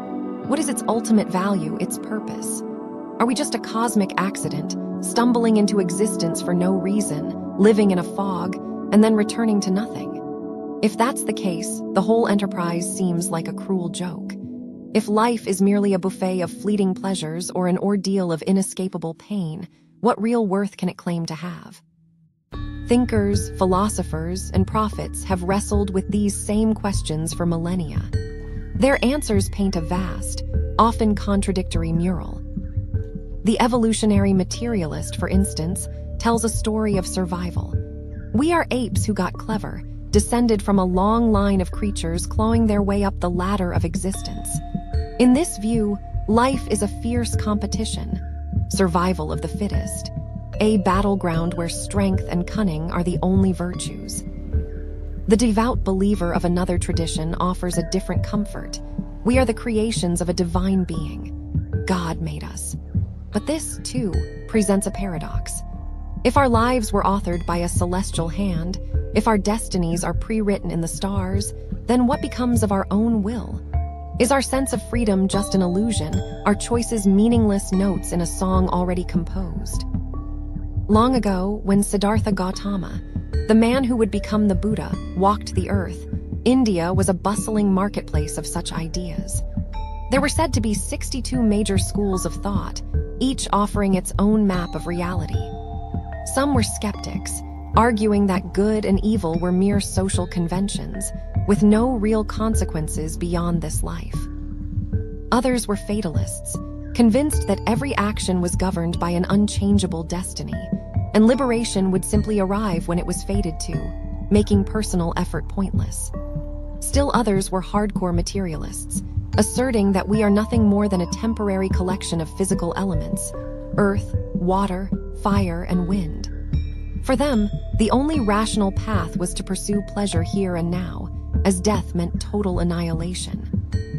These philosophies, and many like them, all feel like they're missing a piece of the puzzle. They either deny a cause for our existence or declare its utter extinction, leaving us stranded in a universe that is either random, meaningless, or cruelly deterministic. It was said that only one person from that era managed to look at the vast, tangled web of existence and see it for what it truly was. With a wisdom that was described as unsurpassed, the Buddha claimed to have seen the truth of our journey through lifetimes, a cycle of cause and effect that offered a complete and satisfying answer to the great mystery of life. So, what was his explanation? To understand it, we must begin not by looking to the stars or to ancient atoms, but by looking within ourselves. 2. The Buddha nature and the deluded mind. There is a powerful, almost cinematic moment in the story of the Buddha. After years of searching, he sat beneath the Bodhi tree, and as he gazed at the morning star piercing the pre-dawn sky, enlightenment dawned. A profound realization washed over him, and he exclaimed, "How wondrous! Every living being possesses the wisdom and virtue of a fully awakened one. It is only because of their wandering thoughts and attachments that they fail to realize it. If they could only let go of these delusions, this all-knowing wisdom, this innate wisdom, would naturally appear." What is this wisdom and virtue that the Buddha saw in all of us? It's our Buddha nature. This concept has many names: true suchness, original self, the luminous mind, but they all point to the same thing: the authentic, pristine, and flawless nature at the core of our being. This nature is inherently complete, brilliant, and unchanging. It is not something we acquire, it is what we are. In a saint, it is not increased. In a sinner, it is not diminished. In this essential aspect, we are no different from a Buddha. So why don't we feel that way? Why does life so often feel confusing, painful, and limited? The answer lies in those wandering thoughts and attachments. Since time without beginning, our luminous core has been obscured by layers of delusion, like a brilliant mirror caked with dust. The mirror itself is never tarnished. Its capacity to reflect is perfect and whole. But as long as the dust remains, its light is hidden. Wipe away the dust, and its natural radiance shines forth effortlessly. Our minds work the same way. Our original nature is clear and all-capable, but caught in a storm of deluded thoughts and clinging, we fall into confusion, create negative patterns, and are reborn in a cycle of suffering. This clinging and confusion is called avidya in Sanskrit, which can be translated as ignorance, or more evocatively, a clouded heart. This isn't our physical heart, but the chattering, grasping, analyzing, and judging mind, the one we typically identify as me. It's the crucial point. The Buddha nature and this deluded mind are not two separate things. They are two states of the same substance. Think of water. Our true nature is like the deep, still body of a lake, clear, calm, and reflective. The deluded mind is like the waves on its surface, churned into a chaotic frenzy by the winds of thought and emotion. The water is the reality, constant and true. The waves are the appearance, temporary and in constant flux. But a wave is never anything other than water. In their essence, they are one. Our original, brilliant nature, through the friction of delusive thought, becomes this restless mind. This mind, in its dim and confused aspect, we call ignorance. In its ability to obscure our true nature, we call it karmic obstruction. In its tendency to create ingrained habits, we call it addiction or propensity. And in its restless, agitated state, we call it affliction or suffering. But all these are just names for the dust, the unreal, fleeting static that hides the mirror's gleam. How does this happen? The process begins when our pure, unified consciousness stirred by a flicker of ignorance, splits itself in two. It projects a world of objects, the seen, and simultaneously creates a subject that perceives them, the seer. This initial split creates the illusion of a separate self and an external world. From this division, a deeper illusion is born, the ego, known in Buddhism as the manas consciousness. This is the part of our mind that latches onto the seer and declares, "This is me." It then looks at the seen and declares, "This is mine." It is the relentless, subconscious whisper of self-interest, the source of our craving and possessiveness. Finally, on top of this, our everyday thinking mind, the consciousness we're most familiar with, emerges and takes over. It becomes the noisy CEO of our lives, chasing what it likes, running from what it dislikes, and making a mess of things. It hires a team of assistants, the five senses of sight, hearing, smell, taste, and touch, to go out into the world and gather data to fuel its desires. This generates the endless afflictions of greed, anger, ignorance, pride, and doubt, which in turn drive us to countless actions, both good and bad. But this whole structure is built on a delusion. The thinking mind is a phantom, born from a mistake. When our body dies and the five elements disperse, this chattering CEO dissolves along with it. What remains is the fundamental carrier of our life's momentum, the consciousness that goes on to reap the consequences of our actions. This is the alaya vijnana, the storehouse consciousness. Why is this alaya consciousness the key to the cycle of rebirth? For that, we need to look closer at this unseen engine of the mind. 3. The alaya, the mind's deep storage. In the Mahayana Buddhist model of the mind, what we call our mind is actually a complex system of 8 distinct consciousnesses. The first 6 are easy to grasp. We have 5 sensory consciousnesses tied to our organs: eye consciousness, seeing; ear consciousness, hearing; and so on for nose, tongue, and body. Each is a specialist. The eye can't hear and the ear can't see. Coordinating them all is the 6th, the intellectual consciousness. This is the analyst. Your eye consciousness sees a shape and color, but it's your 6th consciousness that processes it and says, "That's a red car." It's the one that thinks, plans, worries, and dreams. Most of Western psychology stops here, at the level of the conscious, thinking mind. But Buddhism dives deeper, into the subconscious. The 7th consciousness is the manasiddha, the ego mind we met earlier. Its entire job is to cling to a part of the 8th consciousness and stubbornly insist, "That is me." It is constantly measuring, comparing, and defending this phantom self, generating the 4 great afflictions: self-obsession, self-delusion, self-pride, and self-love. It doesn't directly create good or bad actions, but it is the deep, silent root of all our selfishness. And what is it clinging to? The 8th and most fundamental consciousness, the alaya vijnana. Alaya is a Sanskrit word meaning storehouse or repository. It is the bedrock of our mind, a vast container that holds every impression, every experience, every thought we have ever had. It is the deep, foundational consciousness that persists between lifetimes. Think of it as your mind's hard drive. Every time you think, speak, or act, you create a tiny data file, a karmic seed. These seeds are stored in the alaya. Good actions plant seeds of future happiness. Harmful actions plant seeds of future suffering. Nothing is ever lost. The alaya has 3 key functions.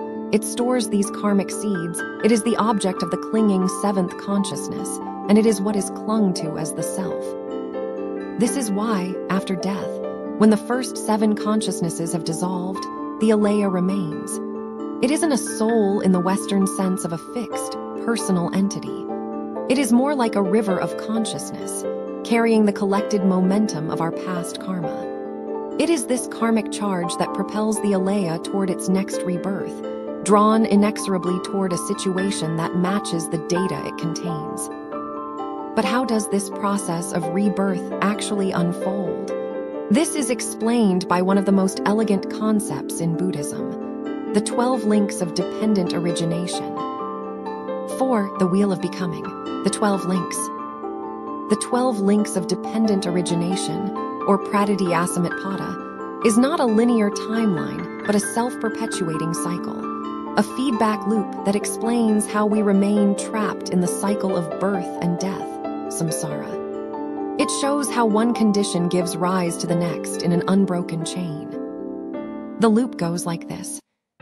From past ignorance, not knowing our true nature, arise volitional actions, karma, which shape our foundational consciousness, alaya, which leads to a new mind and body, a new birth, which develops the 6 senses, which make contact with the world, leading to feeling, pleasant, unpleasant, or neutral, which gives rise to craving, to hold on to pleasure and avoid pain, which hardens into clinging or attachment, which creates the state of becoming, new karma for the future, which leads to a future birth, and inevitably to aging and death, which circles back to ignorance and begins the cycle anew. This is the great, tragic merry-go-round of existence. Confused, we act. Because we act, we suffer. Because we suffer, we become more confused, and the wheel turns. The vehicle for this entire journey is the alaya consciousness. It is the repository of our past ignorance and actions, and it becomes the seed for our present mind and body. Once born, we experience the world, and our reactions of craving and clinging plant new seeds of future becoming back into the alaya. This model demystifies life's origins. Our life doesn't come from a god or from random chance. It comes from the previous turn of this very wheel. We come from the 6 realms of existence and we return to them. But there is no permanent soul that travels. There is only this continuous stream of consciousness, propelled by the force of our own actions, moment by moment, lifetime by lifetime. Our good and bad actions dictate our future, making us the sole architects of our own destiny. 5. Karma and rebirth, the law of cause and effect.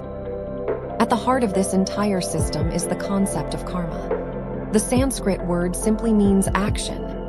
In Buddhism, it refers specifically to volitional action, the actions we perform through body, speech, and mind, driven by intention. As one text puts it, intention, I tell you, is karma. Having intended, one acts through body, speech, and mind. These actions fall into 3 categories: wholesome, leading to happiness; unwholesome, leading to suffering; and neutral, having no significant result. The primary battlefield is the mind. The unwholesome actions of body, killing, stealing, sexual misconduct, and speech, lying, harsh words, slander, gossip, are almost always preceded by unwholesome states of mind: greed, hatred, and delusion. Conversely, wholesome actions are rooted in their opposites: generosity, loving kindness, and wisdom. Karma is subtle. It has no shape or weight, yet its power is absolute. Once an action is performed, its potential energy is stored in the alaya and will never disappear until it has ripened into a result. Think of it as a psychic imprint. Every act, every word, every thought leaves a trace. The deep ones shape our character and our destiny. The faint ones may lie dormant, but none are ever erased. Modern psychology touches on this with the concept of the subconscious, where forgotten memories can still influence our dreams and behaviors. This hints at the indelible nature of our mental imprints, the very principle of karma. When the physical body dies, this karmic energy does not dissipate. It remains as the driving force within the alaya consciousness, seeking a new form, a new birth that resonates with its dominant quality. The process is said to be governed by the principle of the strongest pulls first. If the weight of one's compassionate actions is heaviest, it will pull the consciousness toward a fortunate rebirth. If the weight of one's cruelty is heaviest, it will pull it toward a painful one. This rebirth can occur in one of the 6 realms. The 3 higher realms. The realms of the gods, devas, marked by immense pleasure and bliss. The realm of the jealous gods, asuras, marked by power and conflict. And the human realm, a precious and unique mix of pleasure and pain. The 3 lower realms. The animal realm, marked by ignorance and instinct. The hungry ghost realm, marked by insatiable craving and frustration. and the hell realms marked by intense and overwhelming suffering. Each of these realms can also be understood as a psychological state we experience even now. But in the Buddhist view, they are also very real potential destinations. This is not a system of reward and punishment from an external judge. It is a natural law, as impersonal and reliable as gravity. You reap what you sow. 6. A philosophy of action, the Buddhist view of life. Now, with this map in hand, understanding our luminous Buddha nature, the deluded mind that obscures it, the alaya that carries our karma, and the cycle of cause and effect that drives it all, we can finally formulate a powerful and coherent view of life. Viewed from the lens of karma, life is a profound opportunity for creative responsibility. The person you are today is the result of your past choices. The person you will be tomorrow is being created by your actions right now. There is no room for bitter resentment or inflated pride. Our fortune is the fruit of past goodness. Our hardship is the fruit of past harm. The power to change our future lies not in prayer to a deity or in blaming the world, but in the integrity of our very next thought, word, and deed. This is a philosophy of ultimate empowerment. Viewed from the lens of the alaya, we are more than just this fleeting body and chattering mind. We possess a deep continuity of being. Our life is not a brief, meaningless flash, but a long, unfolding journey. The goal of this journey is to purify the alaya consciousness, to clean the hard drive. We do this by actively cultivating virtues like generosity, ethical conduct, patience, joyful effort, meditation, and wisdom. These act as antidotes, systematically weeding out the toxic seeds of greed, hatred, and ignorance, allowing the inherent purity of our consciousness to shine through. Viewed from the lens of Buddha nature, this is the most radical and optimistic view of all. It tells us that our fundamental nature is already perfect, complete, and indistinguishable from that of a Buddha. We are not sinners who need to be saved, but sleeping gods who need to awaken. The spiritual path is not about becoming something we are not, but about removing the layers of dust that prevent us from seeing what we already are. As a famous saying goes, a sentient being is a Buddha who has not yet woken up, and a Buddha is a sentient being who has. There is no cause for despair. The potential for supreme enlightenment exists within every one of us. Therefore, the Buddhist view of life is anything but passive or pessimistic. It is a call to action, a dynamic, optimistic, and creative path. It asks us to understand the laws of cause and effect so we can skillfully navigate our lives, to purify our minds so we can end our suffering, and to awaken to the magnificent, radiant nature that has been our birthright all along. If we each take up this work of inner transformation, we do more than just save ourselves. We begin to transform the world around us. One mind at a time, this troubled world can, indeed, become a paradise. A cart for one, a carriage for all, a journey into the heart of Buddhism. What is the path to enlightenment? If you ask a dozen different people, you might get a dozen different answers.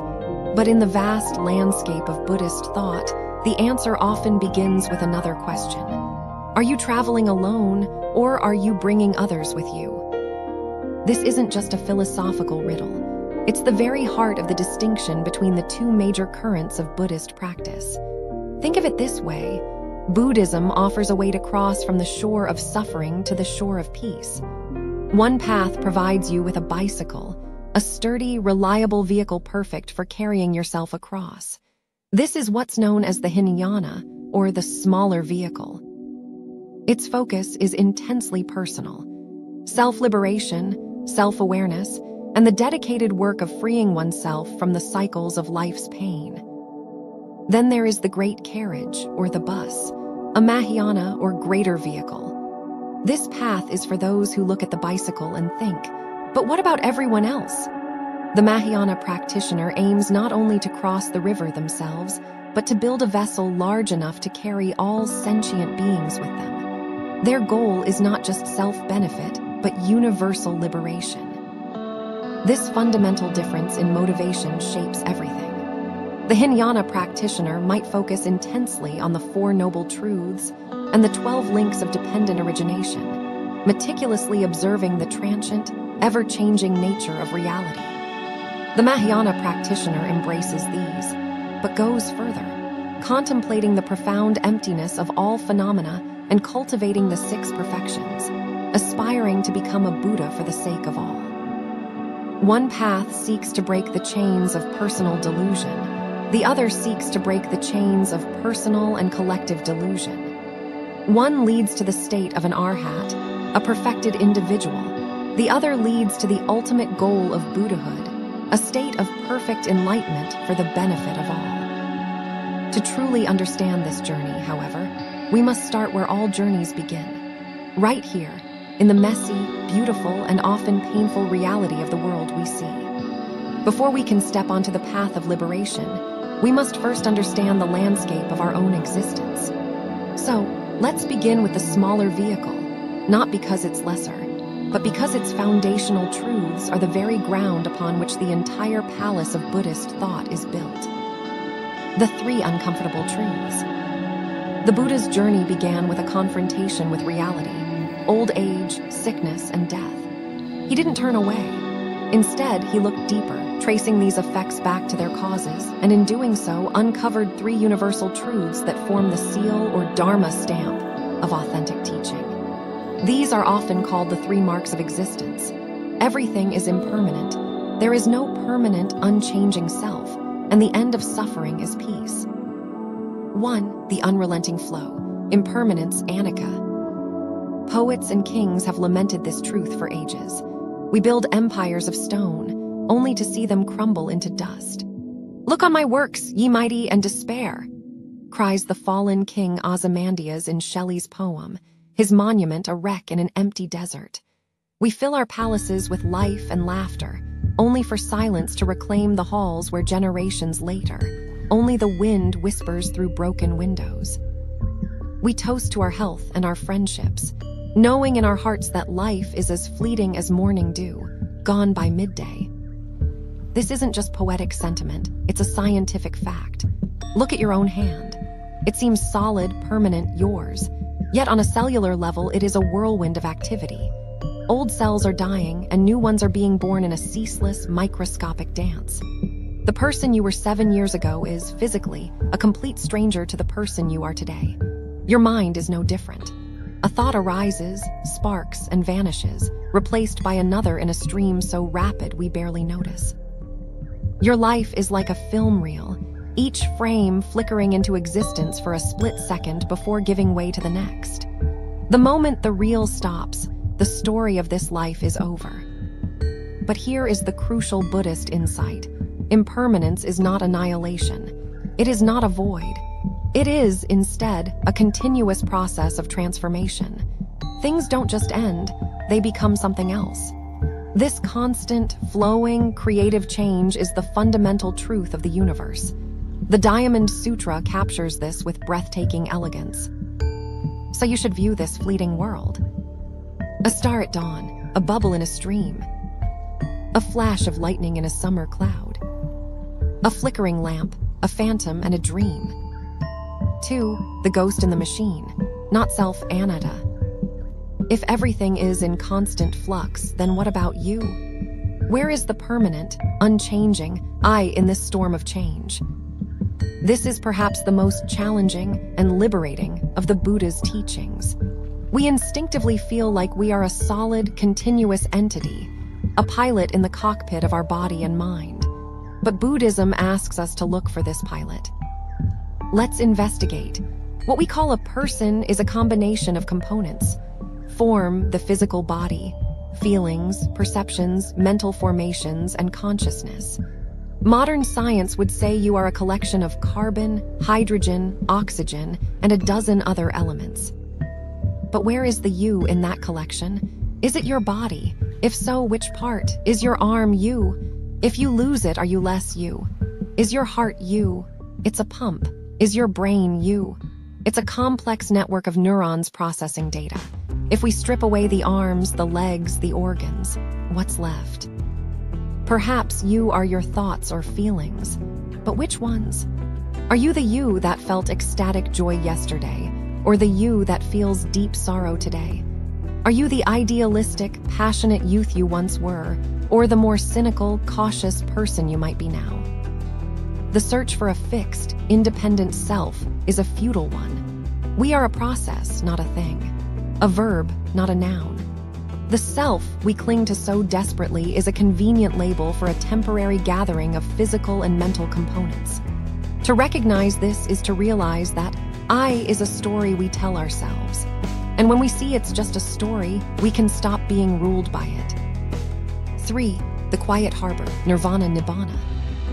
If we cling to the idea of a permanent self in an impermanent world, the result is friction, anxiety, and suffering.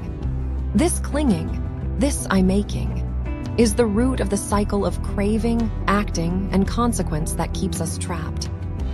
So, what happens when we let go? When we truly, deeply see the impermanent and selfless nature of reality, the clinging ceases. The frantic need to protect and bolster a phantom self dissolves. The fire of craving runs out of fuel. This cessation, this extinguishing of the flames of greed, hatred, and delusion is nirvana. It is not a place like heaven. It is not an annihilation. It is a state of profound peace, clarity, and liberation that is available right here, right now. It is the natural state of the mind when it stops struggling against the nature of reality. It's the quiet that remains when the storm has passed. The path to this quiet harbor is paved with an understanding of two more core concepts: emptiness and suffering. The meaning of emptiness and the nature of pain. The word emptiness is perhaps the most misunderstood concept in all of Buddhism. In the West, we often equate it with nothingness, a bleak void. This leads to a kind of cynical resignation. If it's all empty anyway, why not just eat, drink, and be merry, for tomorrow we die? But Buddhist emptiness, sunyata, is not nothingness. It is not an absence of things, but an absence of independent, inherent existence. It means that nothing exists on its own, from its own side. Everything arises in dependence upon other things. Think of a book on your table. What is a book? It is a collection of paper, ink, glue, and the labor of a writer, an editor, a printer. Take away the paper and the book vanishes. Take away the plant fibers and the paper vanishes. The word book is a label we apply to a temporary assembly of conditions. It has no essential bookness floating inside it. It is empty of a separate self. The great philosopher Nagarjuna used the analogy of a kingdom. A kingdom is just a name we give to a collection of mountains, rivers, people, and laws. Remove those components, and there is no kingdom left over. This is the meaning of the famous line from the Heart Sutra. Form is emptiness, emptiness is form. The tangible world of form is empty of self-existence, and this very emptiness is what allows form to appear and change. Understanding this is not a path to nihilism. It's a path to freedom. When we see that things are not solid, fixed, and separate, we stop clinging to them so tightly. This brings us to the second great theme, suffering, dukkha. The world we live in is described as samsara, a realm filled with dukkha. This doesn't mean life is all misery and pain. Dukkha is a more subtle term. It means a fundamental dissatisfaction, a sense of out-of-jointness that comes from seeking permanence in an impermanent world. The Buddha identified 8 primary forms of this suffering, which weave through every human life. The pain of being born. The very entry into existence sets the stage for all that follows. The pain of aging. The slow, inevitable decline of our physical and mental faculties. The pain of sickness. The fragility of the body and its vulnerability to disease. The pain of death, the ultimate separation. It's not just the physical pain, but the mental anguish of unfinished business, the fear of the unknown, and the sorrow of leaving loved ones. So much to do, so little time, we think, a sentiment that haunts both paupers and kings. As the saying goes, you can't take it with you, only your karma follows. The pain of separation from what we love, the heartbreak of losing a partner, a child, or a dear friend. Even temporary goodbyes can sting, because in a world of change, every parting carries the shadow of permanence. There is no feast that does not end. The pain of being with what we hate, the opposite of the above. Being trapped in a job you despise, with a colleague you can't stand, or in a situation that feels like a prison. As the old saying goes, misery loves company, but sometimes it's forced upon it. The pain of not getting what we want, the longing for a promotion that never comes, the unrequited love, the dream that remains just out of reach. Human desire is a bottomless canyon. Fulfilling one wish only creates space for another. This constant striving and failing is a deep well of suffering. The pain of the clinging aggregates. This is the subtlest and most profound suffering of all. It is the background hum of dissatisfaction that comes from our very makeup, from identifying with this temporary, ever-changing collection of body, feelings, and thoughts, the 5 skandhas or aggregates. This is the fire that fuels all the other 7 sufferings. This may sound bleak, but it is not a declaration of doom. It is a diagnosis. And like any good doctor, the Buddha didn't just point out the sickness, he offered a cure.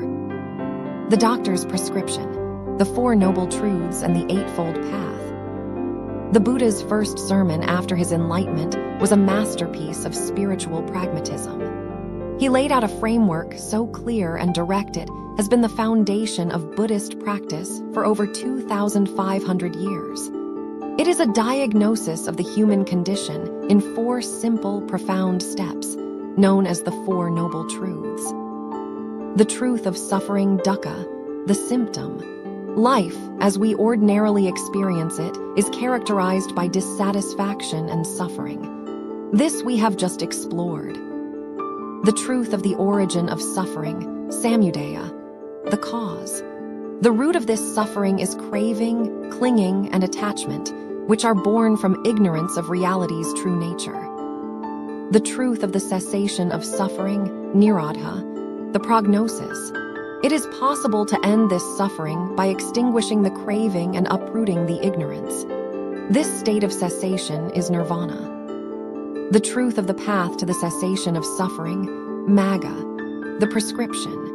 The way to achieve this is to follow a specific course of training known as the Noble Eightfold Path. This path is not a list of commandments, but a set of 8 interconnected practices that, when cultivated together, transform our entire being. They are often grouped into 3 categories: wisdom, ethical conduct, and mental discipline. Wisdom, prajna. Right view, seeing the world as it is, not as we wish it to be. This means understanding the 4 Noble Truths and the nature of impermanence and not self. Right intention, or right thought, cultivating thoughts of renunciation, goodwill, and harmlessness. It's about purifying our motivations. Ethical conduct, sila. 3. Right speech, speaking truthfully and kindly. Refraining from lies, divisive speech, harsh words, and idle chatter. 4. Right action, acting in ways that do not cause harm. This means refraining from killing, stealing, and sexual misconduct. 5. Right livelihood, making a living in a way that is honorable and does not harm others. Avoiding professions that involve deception, exploitation, or violence. Mental discipline, samadhi. 6. Right effort, the energetic will to prevent unwholesome states from arising and to cultivate wholesome ones. It is the conscious and joyful effort to improve. 7. Right mindfulness, maintaining a moment-to-moment awareness of our body, feelings, mind, and the world around us without judgment, being fully present. 8. Right concentration, developing the ability to focus the mind single-pointedly, leading to deep states of meditative calm and insight, dhyana. These 8 paths work in concert. Right view informs right intention. Right intention guides our speech and actions. Ethical conduct creates a stable foundation for the mind to practice mindfulness and concentration. And through deep concentration, our wisdom deepens, refining our view even further. Unwinding the chain of causation. This entire framework, the 3 marks, the 4 truths, the eightfold path, is underpinned by one final, elegant theory: the 12 links of dependent origination. If you think of our existence in the cycle of suffering as a chain, these 12 links show exactly how it is forged. It starts with 1, ignorance, which leads to 2, volitional formations, karma, which gives rise to 3, consciousness, which leads to 4, mind and body. Then 5, the 6 senses, 6, contact, 7, feeling, 8, craving, 9, clinging, 10, becoming, the drive for continued existence, which results in 11, birth, and inevitably 12, aging and death. Each link gives rise to the next in an unbroken chain reaction that powers the wheel of samsara. But the key to breaking a chain is to find its weakest link. Here, the key is the very first one: ignorance. The practice is not about fighting each link one by one. It is about illuminating that initial ignorance with the light of wisdom.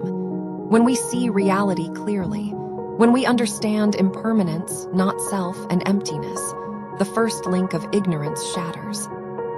And when ignorance ceases, the whole chain unwinds. No ignorance means no karmic formations.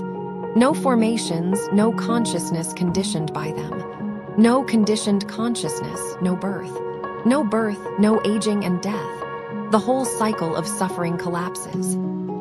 This is the ultimate goal of the path. Whether one travels by bicycle or by great carriage, the journey is one of seeing things as they truly are. It is a path of radical self-awareness, profound compassion, and unwavering courage. A journey from the shore of confusion to the far shore of liberating peace. A ladder to the stars, charting the Buddhist path to awakening. Imagine a great physician who, after discovering a universal cure, doesn't offer the same medicine to every patient. To a child with a fever, he gives a simple remedy. To an elder with a chronic illness, a more complex regimen. He understands that healing begins where the patient is, not where the doctor wishes them to be. This is how the Buddha approached teaching. After his own profound awakening, he spent nearly 5 decades sharing his insights. But he didn't deliver a single, rigid doctrine. He saw the vast tapestry of human consciousness, souls of every conceivable temperament and capacity, and knew that a path to enlightenment must have many starting points. For some, the first step is simply to live a good, decent life. For others, it is to embark on a journey into the very nature of reality. These different starting points and the journeys that follow are often organized into what's known as the 5 vehicles or 5 paths of Buddhist practice, a kind of spiritual ladder, with each rung leading to a new vista of understanding. The first steps on the path, crafting a good life. Before one can scale the heavens, one must learn to walk firmly on the earth. The first 2 vehicles are not about renouncing the world, but about living in it with integrity and grace. They are the foundation upon which all higher understanding is built. The human path, the 5 precepts. Buddhism teaches of a cycle of existence through 6 realms, from the hellish depths to the heavens, with animal and human realms in between. Of all these, the human life is considered a precious, rare opportunity. It is a perfect middle ground, not so blissful that we forget the need for growth, nor so painful that we are incapable of it. To be born human, the scriptures say, is like a blind sea turtle surfacing once a century and happening to put its head through a single wooden yoke floating on a vast ocean. It is an incredible stroke of fortune. To ensure one can continue on this path, the Buddha offered a simple ethical compass, the 5 precepts. These are less like divine commandments and more like personal commitments to cultivate inner clarity. To refrain from taking life. This begins with the simple, radical idea of universal kinship. Seeing a flicker of the same life force in an ant, a dog, or a fellow human being, one naturally chooses compassion over harm. This isn't about passivity. Protecting one's country or community from harm is seen as an act of profound courage. It is about renouncing violence born of personal greed, anger, or whim. To refrain from taking what is not given.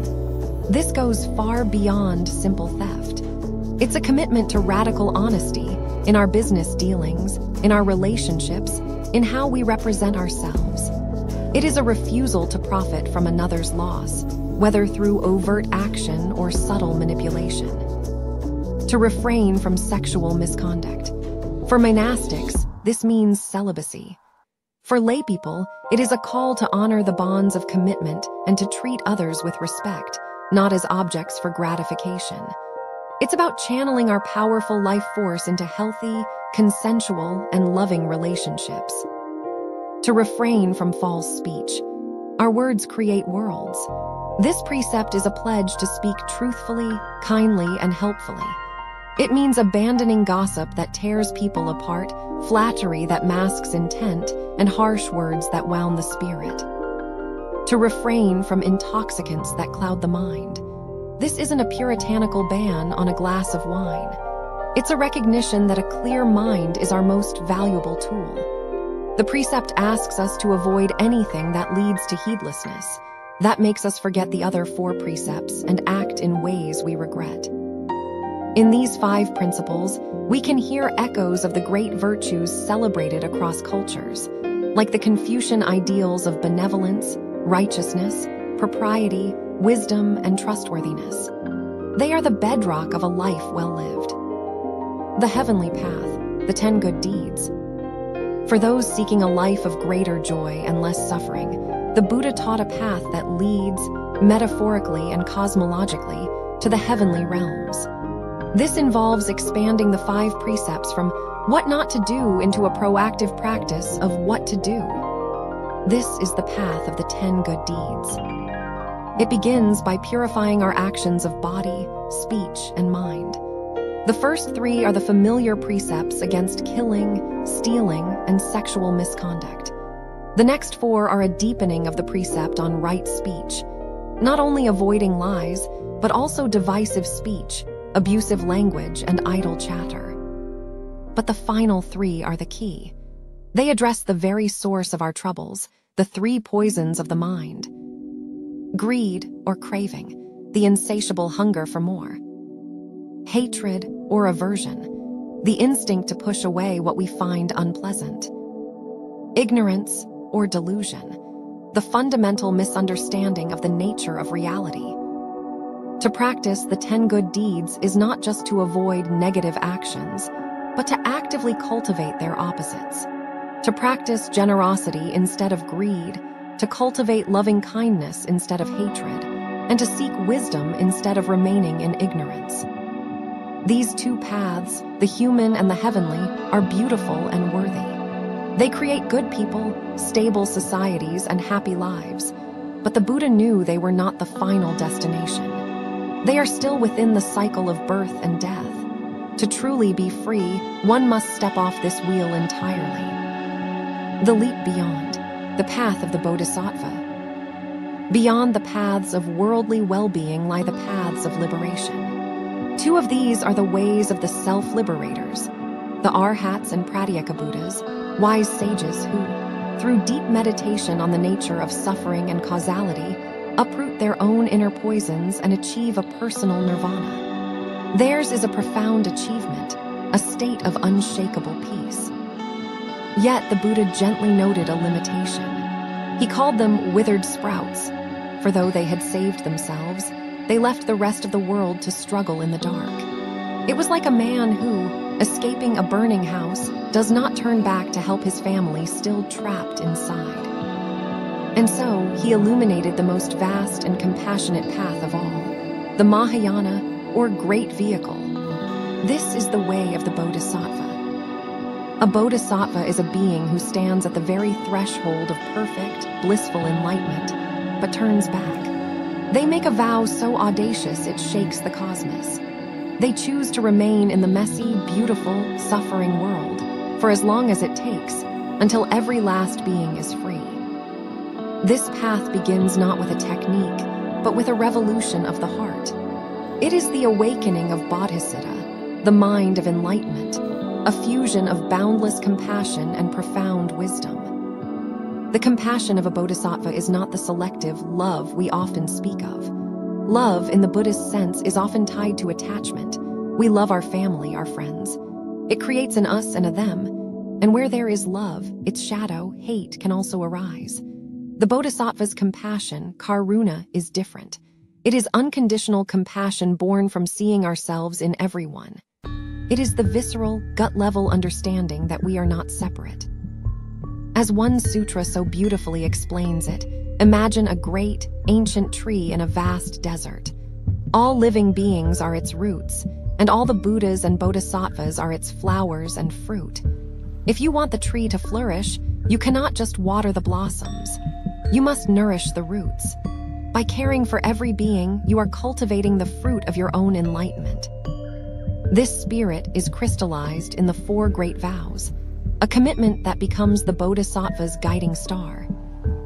Beings are numberless. I vow to save them all. Delusions are endless. I vow to cut through them all. The teachings are infinite. I vow to learn them all. The Buddha's way is supreme. I vow to achieve it. The toolkit for the journey, the 6 perfections. With such a monumental vow, a bodhisattva needs a practical toolkit. These are the 6 perfections, paramitas, qualities to be cultivated until they become as natural as breathing. Generosity, dana, to give without any thought of return. This includes material wealth, but more importantly, the giving of knowledge, of courage, and ultimately, the giving of oneself. The highest form is giving with 3-fold purity, recognizing no giver, no receiver, and no gift, just the pure, selfless act itself. Discipline, sila, the ethical conduct that creates an uncluttered mind, a sanctuary for wisdom to grow. Patience, K letter 1E63, A macron and TI, the unshakable resilience to endure hardship, insults, and our own inner frustrations without anger or despair. It is the quiet strength of a mountain in a storm. Diligence, virya, the joyful, heroic energy that fuels the journey. It is the opposite of lazy indifference. It is a wholehearted, courageous engagement with life. Meditation, dhyana, the practice of tamming the monkey mind, bringing it to a state of focused, luminous stillness from which true insight can arise.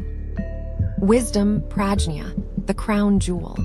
This is not mere intellectual knowledge, but the direct, intuitive understanding that sees through all illusions, especially the illusion of a separate self. It is the wisdom that liberates. To bring these perfections into the world, the Bodhisattva also practices the 4 means of gathering, skillful ways of connecting with others, giving them what they need, generosity, speaking with kindness and warmth, loving speech, acting for their benefit, beneficial action, and working alongside them as an equal cooperation. The final shore, from Bodhisattva to Buddha. The path of the Bodhisattva is a vast journey through stages of ever-deepening wisdom and compassion.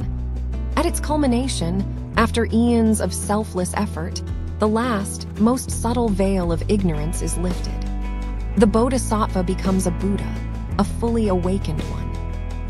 This is the state of nirvana, which is not an annihilation but a great extinguishing of the fires of greed, hatred, and ignorance. It is the discovery of a reality that was always present, characterized by what are called the 4 qualities. Permanence, not a static unchangingness, but an eternal dynamic truth beyond the flux of birth and death. Bliss, a profound, unshakable peace and joy that is not dependent on external conditions. True self, not the small, limited ego, but the discovery of our true nature as vast, luminous, and interconnected with all that is. Purity, a fundamental clarity, free from the stains of delusion and affliction. This journey from an ordinary, confused person to a fully awakened Buddha may seem impossibly long, the goal infinitely distant. But the great masters offer a final, breathtaking secret. The Buddha is not a god in a faraway heaven. A Buddha is simply a being who has woken up. And a being is simply a Buddha who has not yet woken up. The difference between them, between confusion and clarity, between suffering and freedom, lies in a single moment of choice. There is a powerful old saying, "Lay down the butcher's knife and become a Buddha on the spot." It means that no matter our past, no matter how lost we feel, the potential for total transformation exists right here, right now, in this very mind. The entire ladder to the stars is contained within a single conscious breath. The choice to climb is always ours to make. The Architecture of Awakening, a practical guide to the Buddhist path. Part 1. The Blueprint: Why We Walk the Path. Deep down, have you ever felt a persistent, quiet question echoing in your heart? A question about the ultimate purpose of it all. The Buddha's entire life was an answer to this question. The ancient texts say that the great teachers, the Buddhas, appear in the world for one great matter. But what is this momentous affair? At its heart, it is the quest to solve the fundamental human problem, the endless cycle of struggle and dissatisfaction, of birth and death that we call suffering. For 49 years, the Buddha taught not to establish a religion, but to offer a path, a practical step-by-step guide to lead us from the fog of confusion to the clarity of awakening, from a life of pain to one of profound and lasting joy. The ultimate goal is breathtakingly simple and audacious: to help every single one of us become a Buddha, a fully awakened being. So when we study Buddhist teachings, recite verses, or practice mindfulness, what are we truly doing? We are embarking on that same journey. We are seeking to trade our confusion for clarity, our suffering for joy, and to ultimately realize the same boundless potential that the Buddha himself realized. These two goals, transforming confusion into wisdom and freeing ourselves from suffering, may sound separate, but they are two sides of the same coin. Understanding the truth of how things are wisdom is what dissolves our suffering. Engaging in the practices that lead to freedom, the path, is what unlocks that wisdom. They are inseparable. So what is this confusion we speak of? It's not a lack of intelligence. It is a fundamental misunderstanding of reality. We live our lives as if we are the main characters in a movie, believing the drama on screen is solid and real. We mistake the fleeting, ever-changing flow of thoughts, feelings, and sensations for a permanent, solid me. We cling to passing phenomena as if they will last forever. This deep-seated case of mistaken identity is the root of our confusion. This confusion manifests in two ways: in our ideas and in our actions. We cling to flawed ideas, like believing our body and mind constitute a permanent self, or falling into extreme views like thinking death is either total annihilation or a ticket to an eternal, unchanging heaven. We deny the simple, elegant law of cause and effect, which governs our lives. And we get tangled in our actions, driven by the three great poisons: greed, the insatiable desire for more; aversion, the angry pushing away of what we don't want; and ignorance, the underlying blindness that fuels it all. This confusion is not an abstract problem. It has real consequences. A confused mind creates unskillful actions, karma, and those actions inevitably lead to suffering, the pain of birth, aging, sickness, and death, the sorrow of being separated from what we love and forced to be with what we hate, the frustration of not getting what we want. In the simplest terms, a state of confusion is a state of suffering. To be free from suffering, we must purify our actions. To purify our actions, we must first clear our confusion. This is the essence of awakening. And this is the purpose of the Buddhist path. But how exactly do we begin to walk it? Part 2. The Journey, the Four Steps to Awakening. The journey of Buddhist practice unfolds in four natural and essential stages: faith, understanding, practice, and realization. 1. The spark of faith. Faith here isn't blind belief. It is better understood as trust and openness. If you approach a deep and complex subject with a heart full of doubt, you will never be able to grasp its essence. The teachings of the Buddha are vast and profound. The first step is simply to have enough faith to open the door and look inside, to trust that millions of people for over 2,500 years might have been onto something. This is the seed from which everything else grows. To the light of understanding. Once you've stepped inside, the real exploration begins. This is the stage of learning, questioning, and coming to a clear, rational understanding of the teachings. Why does mindfulness work? What is the logic behind karma? This is not about worshiping a person or a statue. The Buddha himself advised his followers to rely on the teaching, the Dharma, not the person. Your faith must be grounded in reason. It is this intellectual clarity that builds a foundation so strong it won't crumble when you encounter challenges on your path. 3. The work of practice.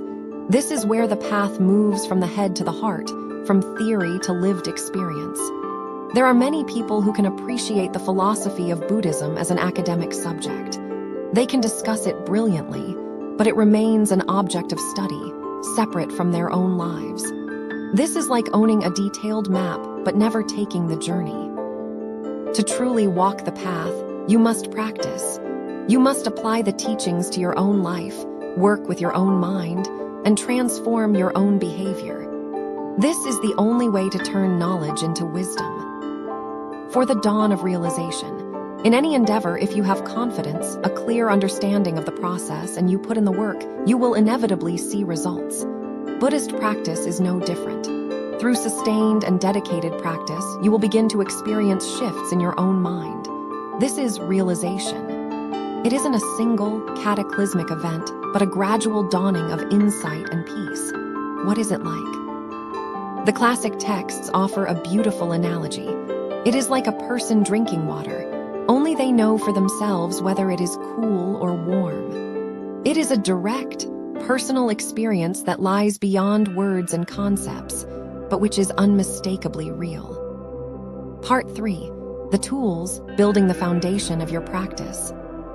To walk this path, the Buddha gave us a universal toolkit, the threefold training of morality, concentration, and wisdom. These 3 elements support and strengthen one another, forming the bedrock of all Buddhist practice. 1. Morality, the ground we stand on. Morality is not a list of rigid commandments designed to make you feel guilty. It is a set of practical guidelines for living skillfully and compassionately. It's about learning to stop causing harm. The foundation of this is the famous verse, "Do no evil, cultivate good, and purify your own mind." This is the teaching of all the Buddhas. We start by reining in the actions of body, speech, and mind that are fueled by greed, anger, and ignorance.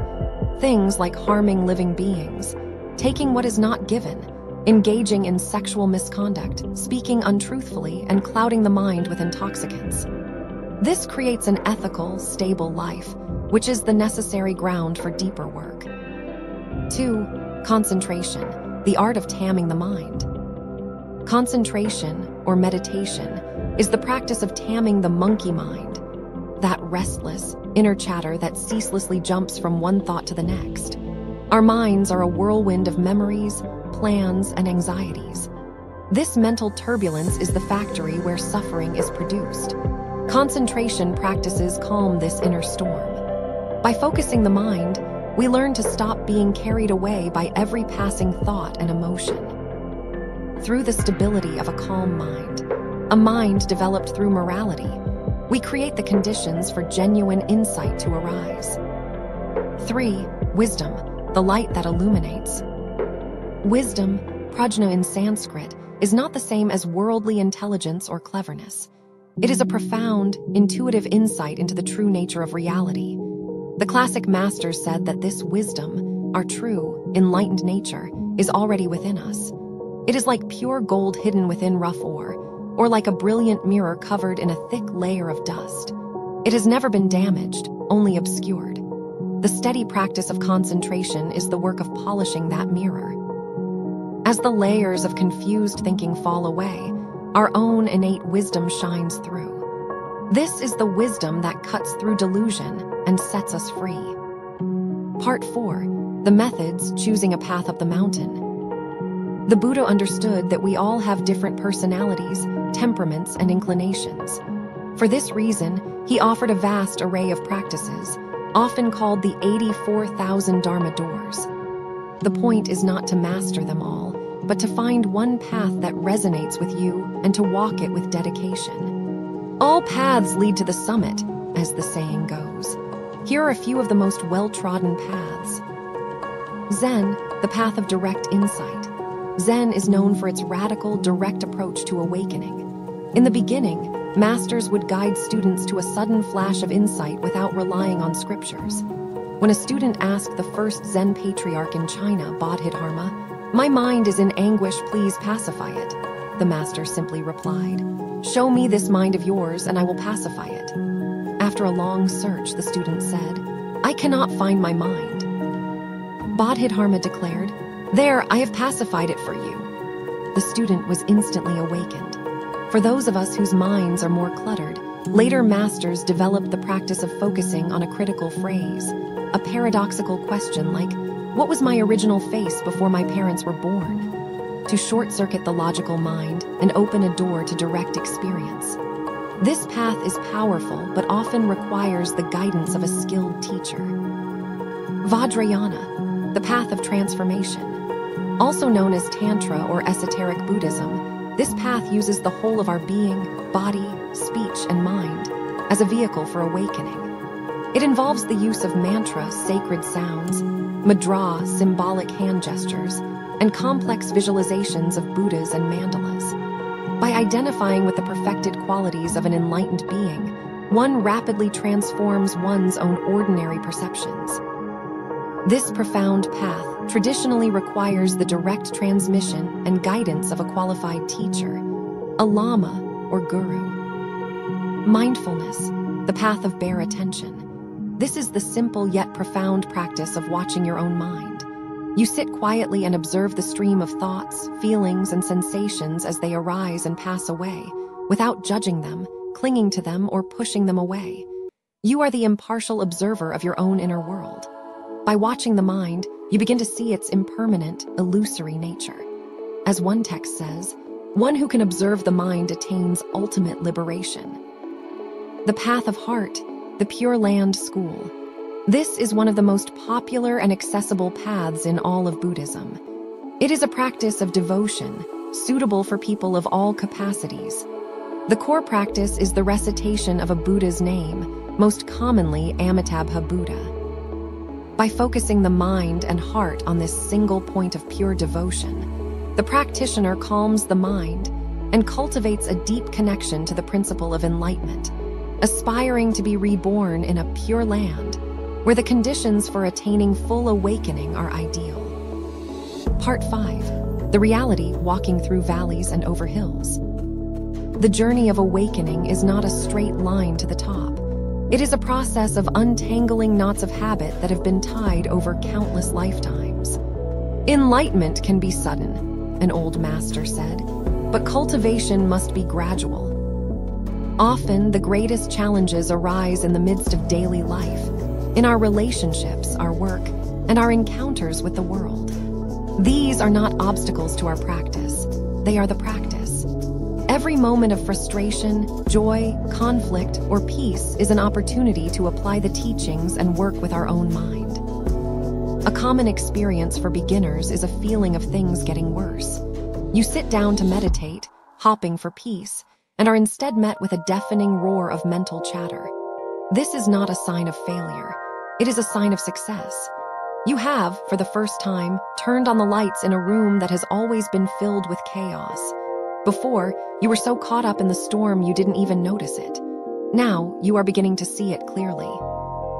With patient and persistent practice, the storm will begin to settle. The dust on the mirror will thin. Your wisdom will grow, your compassion will deepen, and the tight grip of old habits will loosen. The path of the Buddha is not about becoming someone else. It is the brave, beautiful, and sometimes difficult work of returning to the luminous, peaceful, and awakened nature that has been yours all along. Chapter 10, The Shore of Bliss, an introduction to the Pure Land Path. 1. A path for everyone. In our exploration of spiritual practice, we've touched on various paths: the silent inquiry of Chan Zen meditation, the intricate symbolism of esoteric traditions, the direct observation of the mind. Each is a valid way to walk toward wisdom.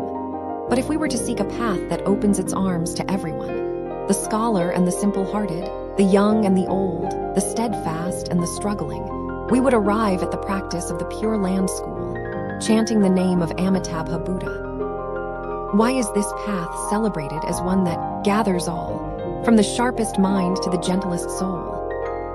Most spiritual disciplines demand a formidable kind of strength. They are like climbing a vast, treacherous mountain on your own. You must first study the maps, the teachings, then train your body and mind the practice, and slowly, painstakingly ascend. If your understanding is flawed, you might get lost or mistake a small foothill for the summit. Even with a perfect map, if your own strength fails, you remain trapped in the valleys of your old habits and sorrows. This is the path of self-power. It is heroic, but for many of us, the peak feels impossibly far. The Pure Land path is different. It is a journey of both self-power and other power. It's like embarking on a long journey, not just on foot, but in a vehicle you drive yourself. Your effort is still required. You must get in and steer, but you are carried forward by a power far greater than your own. This power is the boundless compassion of Amitabha Buddha. This is why the revered 13th patriarch of this school, Master Yingguang, praised it with such awe. He saw it as a path of breathtaking wonder, a method where a single, heartfelt recitation of the Buddha's name can place you on a stage of non-retreating spiritual progress, a feat that might otherwise take lifetimes of effort. It is a practice, he said, as universal as the rain that nourishes all plants, as vast as the ocean that accepts all rivers. It is a gateway through which all other teachings can flow, and a home to which they all return. It allows us to secure a place among a Buddha's assembly without first having to sever every root of our afflictions. In this very life, we can lay the foundation for supreme enlightenment. So what is this Pure Land? In essence, it is the land of ultimate bliss, a realm created by Amitabha Buddha. It stands in stark contrast to our own world, which Buddhism calls the Saha world, a term that means endurance. We call it this because, despite the countless pains, frustrations, and sorrows we face, we manage to endure them, often without seeking a way out. The Pure Land has none of this suffering. It is a world defined by joy, wisdom, and peace. The story of its creation, told in the Infinite Life Sutra, is one of cosmic compassion.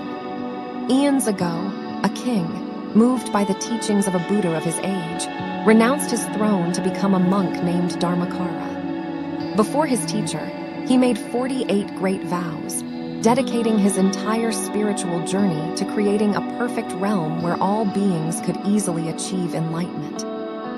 Among the most crucial of these vows are the 18th, 19th, and 20th, which form the heart of the Pure Land promise. They are, in essence, the vow of recitation, 18th. When I achieve Buddhahood, if any being in any corner of the universe sincerely wishes to be born in my land and calls my name even 10 times, and I do not appear to them at the moment of death, may I not attain perfect enlightenment.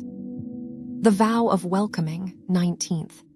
When I achieve Buddhahood, if any being awakens a deep aspiration for enlightenment, practices virtuous deeds, and sincerely vows to be born in my land, and I do not appear before them with my assembly at their life's end, may I not attain perfect enlightenment. The vow of attainment, 20th. When I achieve Buddhahood, if any being hears my name, focuses their mind on my land, plants roots of virtue, and sincerely dedicates their merit to be born there, and their wish is not fulfilled, may I not attain perfect enlightenment. After making these vows, Dharmakara spent 5 cosmic ages studying billions of Buddha realms, taking the best qualities of each to design his own. Through the immense power of his aspiration, he brought the land of ultimate bliss into being. Upon its completion, he became the Buddha of that realm, Amitabha, the Buddha of infinite light and infinite life. In his Pure Land, the ground is soft and jeweled. The climate is perfect. Palaces shimmer with light, fragrant flowers rain from the sky, and even the birds and trees sing the Dharma. The beings born there have beautiful forms, limitless lifespans, and profound wisdom. They are free from the cycle of suffering, and their progress toward enlightenment is irreversible. This is why it is called the land of ultimate bliss, the Pure Land. 2. A golden thread through time. The seeds of this teaching were planted by the historical Buddha himself. On Vulture Peak, he delivered the Infinite Life Sutra, the epic story of Amitabha's vows. In the capital of Rajagriha, he taught the Contemplation Sutra, a guide to visualizing the Pure Land. And in the garden of Anathapindika, he gave the short and profound Amitabha Sutra, describing the beauty of the realm and the ease of birth there. After the Buddha's passing, great Indian masters like Ashvaghosha and Vasubandhu wrote treatises that championed the practice. When Buddhism traveled to China, this teaching found fertile ground. The first great champion was Master Huiyuan in the 4th century. On the misty slopes of Mount Lu, at his Donglin monastery, he gathered a community of 123 monks and laypeople to form the White Lotus Society. Together, they dedicated themselves to the practice of chanting Amitabha's name. It is said he never left his mountain for 30 years, and his devotion established him as the first patriarch of the school. The golden thread continued. In the Northern Wei dynasty, Master Tanluan dedicated his life to spreading the practice. In the Tang dynasty, Master Daechu was said to chant Amitabha's name 70,000 times a day, and taught the Contemplation Sutra hundreds of times to devoted followers. He was followed by the great Master Shando, who is considered by many to be a manifestation of Amitabha himself. Through the Song, Ming, and Qing dynasties, even masters of other schools, particularly Chan Zen, embraced the Pure Land practice.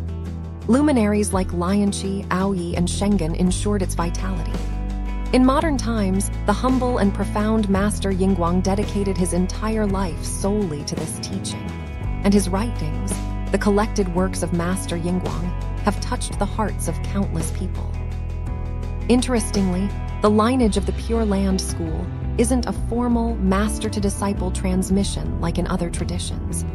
The patriarchs were named posthumously by later generations in a gesture of reverence for their immense contributions. The first 7 were identified in the Song dynasty, and later masters were added to the list, culminating with Master Yingguang as the 13th. This reflects the spirit of the teaching itself. It is not an exclusive club, but a wide-open gate, and those who hold it open for others are honored as its guides. 3. Faith, vow, and the first step. For many, especially those with a modern, rational mindset, this teaching can seem both simple and hard to believe. A blissful world beyond our own. Rebirth there just by chanting a name. It can sound like wishful thinking. This difficulty arises not because the Pure Land is unreal, but because our minds are conditioned by what we can see and touch. Buddhist philosophy offers 3 ways to verify truth. Direct perception, what we see with our own eyes. It's real, it's present, it's undeniable. Reasoned inference, what we can logically deduce. We haven't seen every fire in the world, but we know where there's smoke, there's fire. The testimony of the wise, knowledge we accept based on a trustworthy source. We've never met Julius Caesar, but we trust the historical record. The Buddha is described as one who speaks truth, who speaks what is real, who does not deceive. Lying is a fundamental breach of the precepts. The Pure Land Sutras are the Buddha's sacred testimony, his eyewitness account. If we trust the Buddha as a wise and honest teacher, we can trust his words about Amitabha's vows and the reality of his Pure Land. The inability to perceive the Pure Land now doesn't mean it's not there. It's like being a child in a calculus class. The formulas are incomprehensible, but that doesn't make them untrue. With the right development of understanding, they become clear.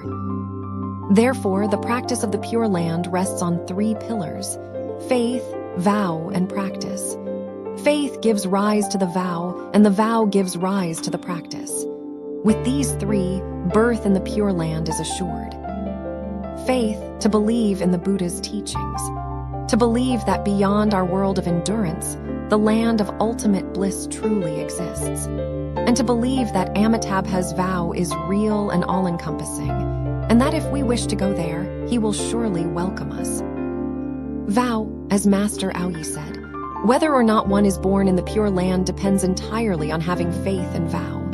The quality of one's birth depends on the depth of one's practice.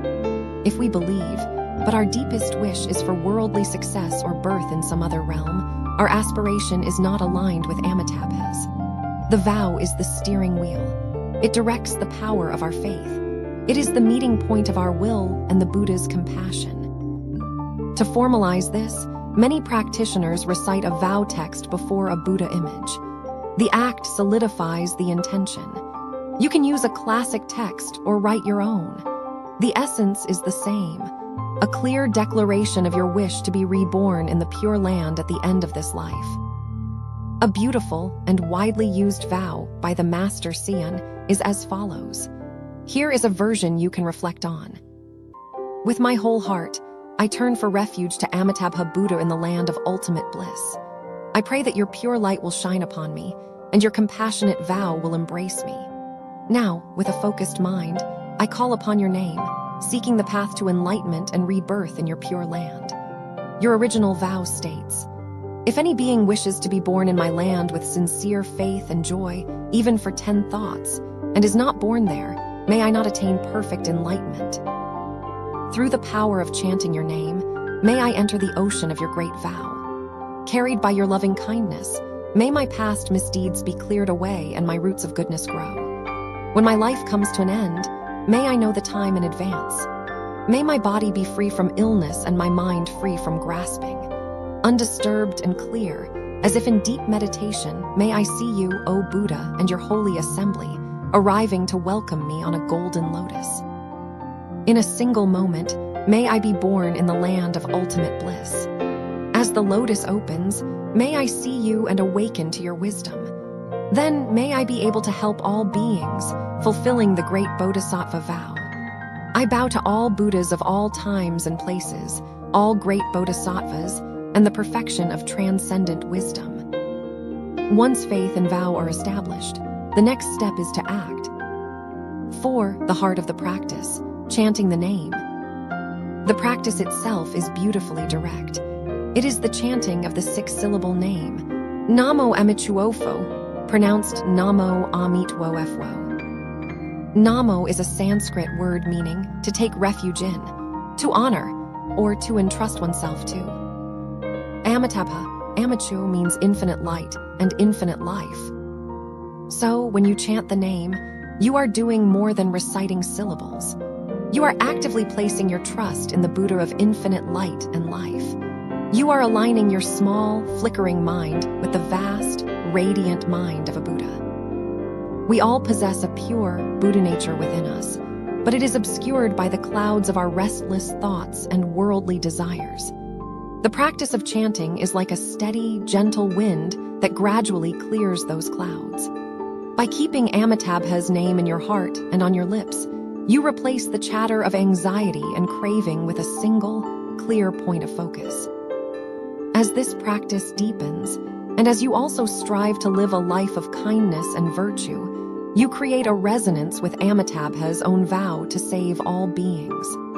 At the end of life, that connection becomes your bridge to his Pure Land. There are 2 primary ways to integrate this practice into your life. Set practice. This is your formal daily commitment. It could be in the morning and evening. You don't need to aim for tens of thousands of repetitions. For a beginner, a commitment to a few hundred chants, or even just the 10 recitation method, is a powerful start. Consistency is more important than quantity. Scattered practice. This is chanting throughout the day. While walking, washing dishes, waiting in line, anytime your mind isn't engaged in a task that requires full concentration, you can silently repeat Amichuofo. This infuses your entire day with mindfulness. The method of chanting can also be adapted to your situation. Loud chanting, voicing the name clearly and strongly. This is excellent for cutting through drowsiness and scattered thoughts, but should be done without straining. Silent chanting, chanting only in your mind without moving your lips. This is perfect for practice in public or at work. Vajra chanting, a soft, whispering sound, audible only to yourself. This method is balanced, focusing the mind without consuming too much energy. The 10 recitation method. This is a wonderful technique for busy people. It is not chanting just 10 times, but for the duration of 10 full breaths. You take a breath, and as you exhale, you chant Namo Amichuofo repeatedly until you need to inhale again. You do this for 10 breaths. It's a short, powerful, and deeply centering practice that can be done twice a day. After your practice session, it is customary to dedicate the merit. This act of generosity expands the heart. A simple dedication verse is, "May this merit adorn the Buddha's pure land. Repay the fourfold kindness from above, and aid those suffering in the 3 lower realms. May all who see or hear of this awaken the heart of wisdom, and at the end of this one life, be born together in the land of ultimate bliss." When you practice chanting, you are purifying your entire being. Your mind is focused on the Buddha, purity of mind. Your mouth is reciting his name, purity of speech. Your body is often sitting or bowing respectfully, purity of body. This is the direct cause of becoming a Buddha. 5. Supplementing with visualization. In the Contemplation Sutra, the Buddha taught a series of 16 profound visualizations for those with the capacity for deep concentration. This is another valid path to the Pure Land. However, the sutra itself acknowledges that for people in later ages, with scattered minds and heavy karmic obstructions, this can be an extremely difficult practice. To attempt to build a detailed, stable, and luminous inner world requires immense mental discipline. For this reason, most teachers today recommend focusing on the simpler and more direct path of chanting the name. But the visualizations can still serve as a beautiful supplement, a way to color and enrich your practice. You don't need to master them, but you can use their imagery to inspire your faith. The 16 visualizations are a progressive journey for the mind's eye. You begin by contemplating the setting sun, holding its perfect, brilliant, crimson orb in your mind. Then you visualize pure water, which transforms into a ground of luminous lapis lazuli. Upon this ground, you visualize the jeweled trees and ponds of nectar of the Pure Land. Then you build, in your mind, Amitabha's glorious lotus throne. Upon that throne, you visualize the radiant, golden form of Amitabha Buddha himself, followed by his 2 great assistants, the Bodhisattvas Avalokiteshvara, Guanyin, and Mahisthamaprapta, Dashiji. Finally, you visualize yourself sitting in a lotus in the Pure Land and contemplate the different ways beings are born there according to their merit. While a full description is beyond our scope here, simply reading about these visualizations in the Contemplation Sutra can plant beautiful seeds in your mind, making the Pure Land feel more vivid and real. 6. Perseverance on the path. For those of us living busy, modern lives, entangled in work, family, and endless distractions, practices that require deep silence or complex intellectual study can feel out of reach. As Master Shandao compassionately pointed out, the minds of beings in this final age are flighty. The mind is coarse and the objects of contemplation are subtle. Thus, visualization is difficult to accomplish. For this reason, the great sage Buddha had pity on us and especially encouraged the dedicated chanting of the name. Because chanting is easy, by maintaining it, one will be reborn. Chanting the name is the easiest of practices, but this does not mean we should take it lightly. The key is diligence and sincerity. It means not only showing up for your formal practice, but carrying the name in your heart throughout the day, letting it become the gentle, steady rhythm beneath the noise of life. With this kind of patient, unwavering persistence, accomplishment is certain. To support your practice, it is wonderful to study the teachings. For beginners, texts like A Guide to Pure Land Practice for Beginners or the Longshu Jingtu Wen are excellent. To go deeper, one should turn directly to the 3 sutras and 1 treatise that form the core of the school: the Infinite Life Sutra, the Contemplation Sutra, the Amitabha Sutra, and Vasubandhu's treatise on rebirth. This overview has aimed to provide a doorway into the world of Pure Land Buddhism. As the original author of this text humbly noted, any written words are merely fingers pointing to the moon. They are an invitation. The true journey begins when you take that first step for yourself, when you bring your hands together, take a breath, and for the first time, sincerely call out, Namo Amichuofo.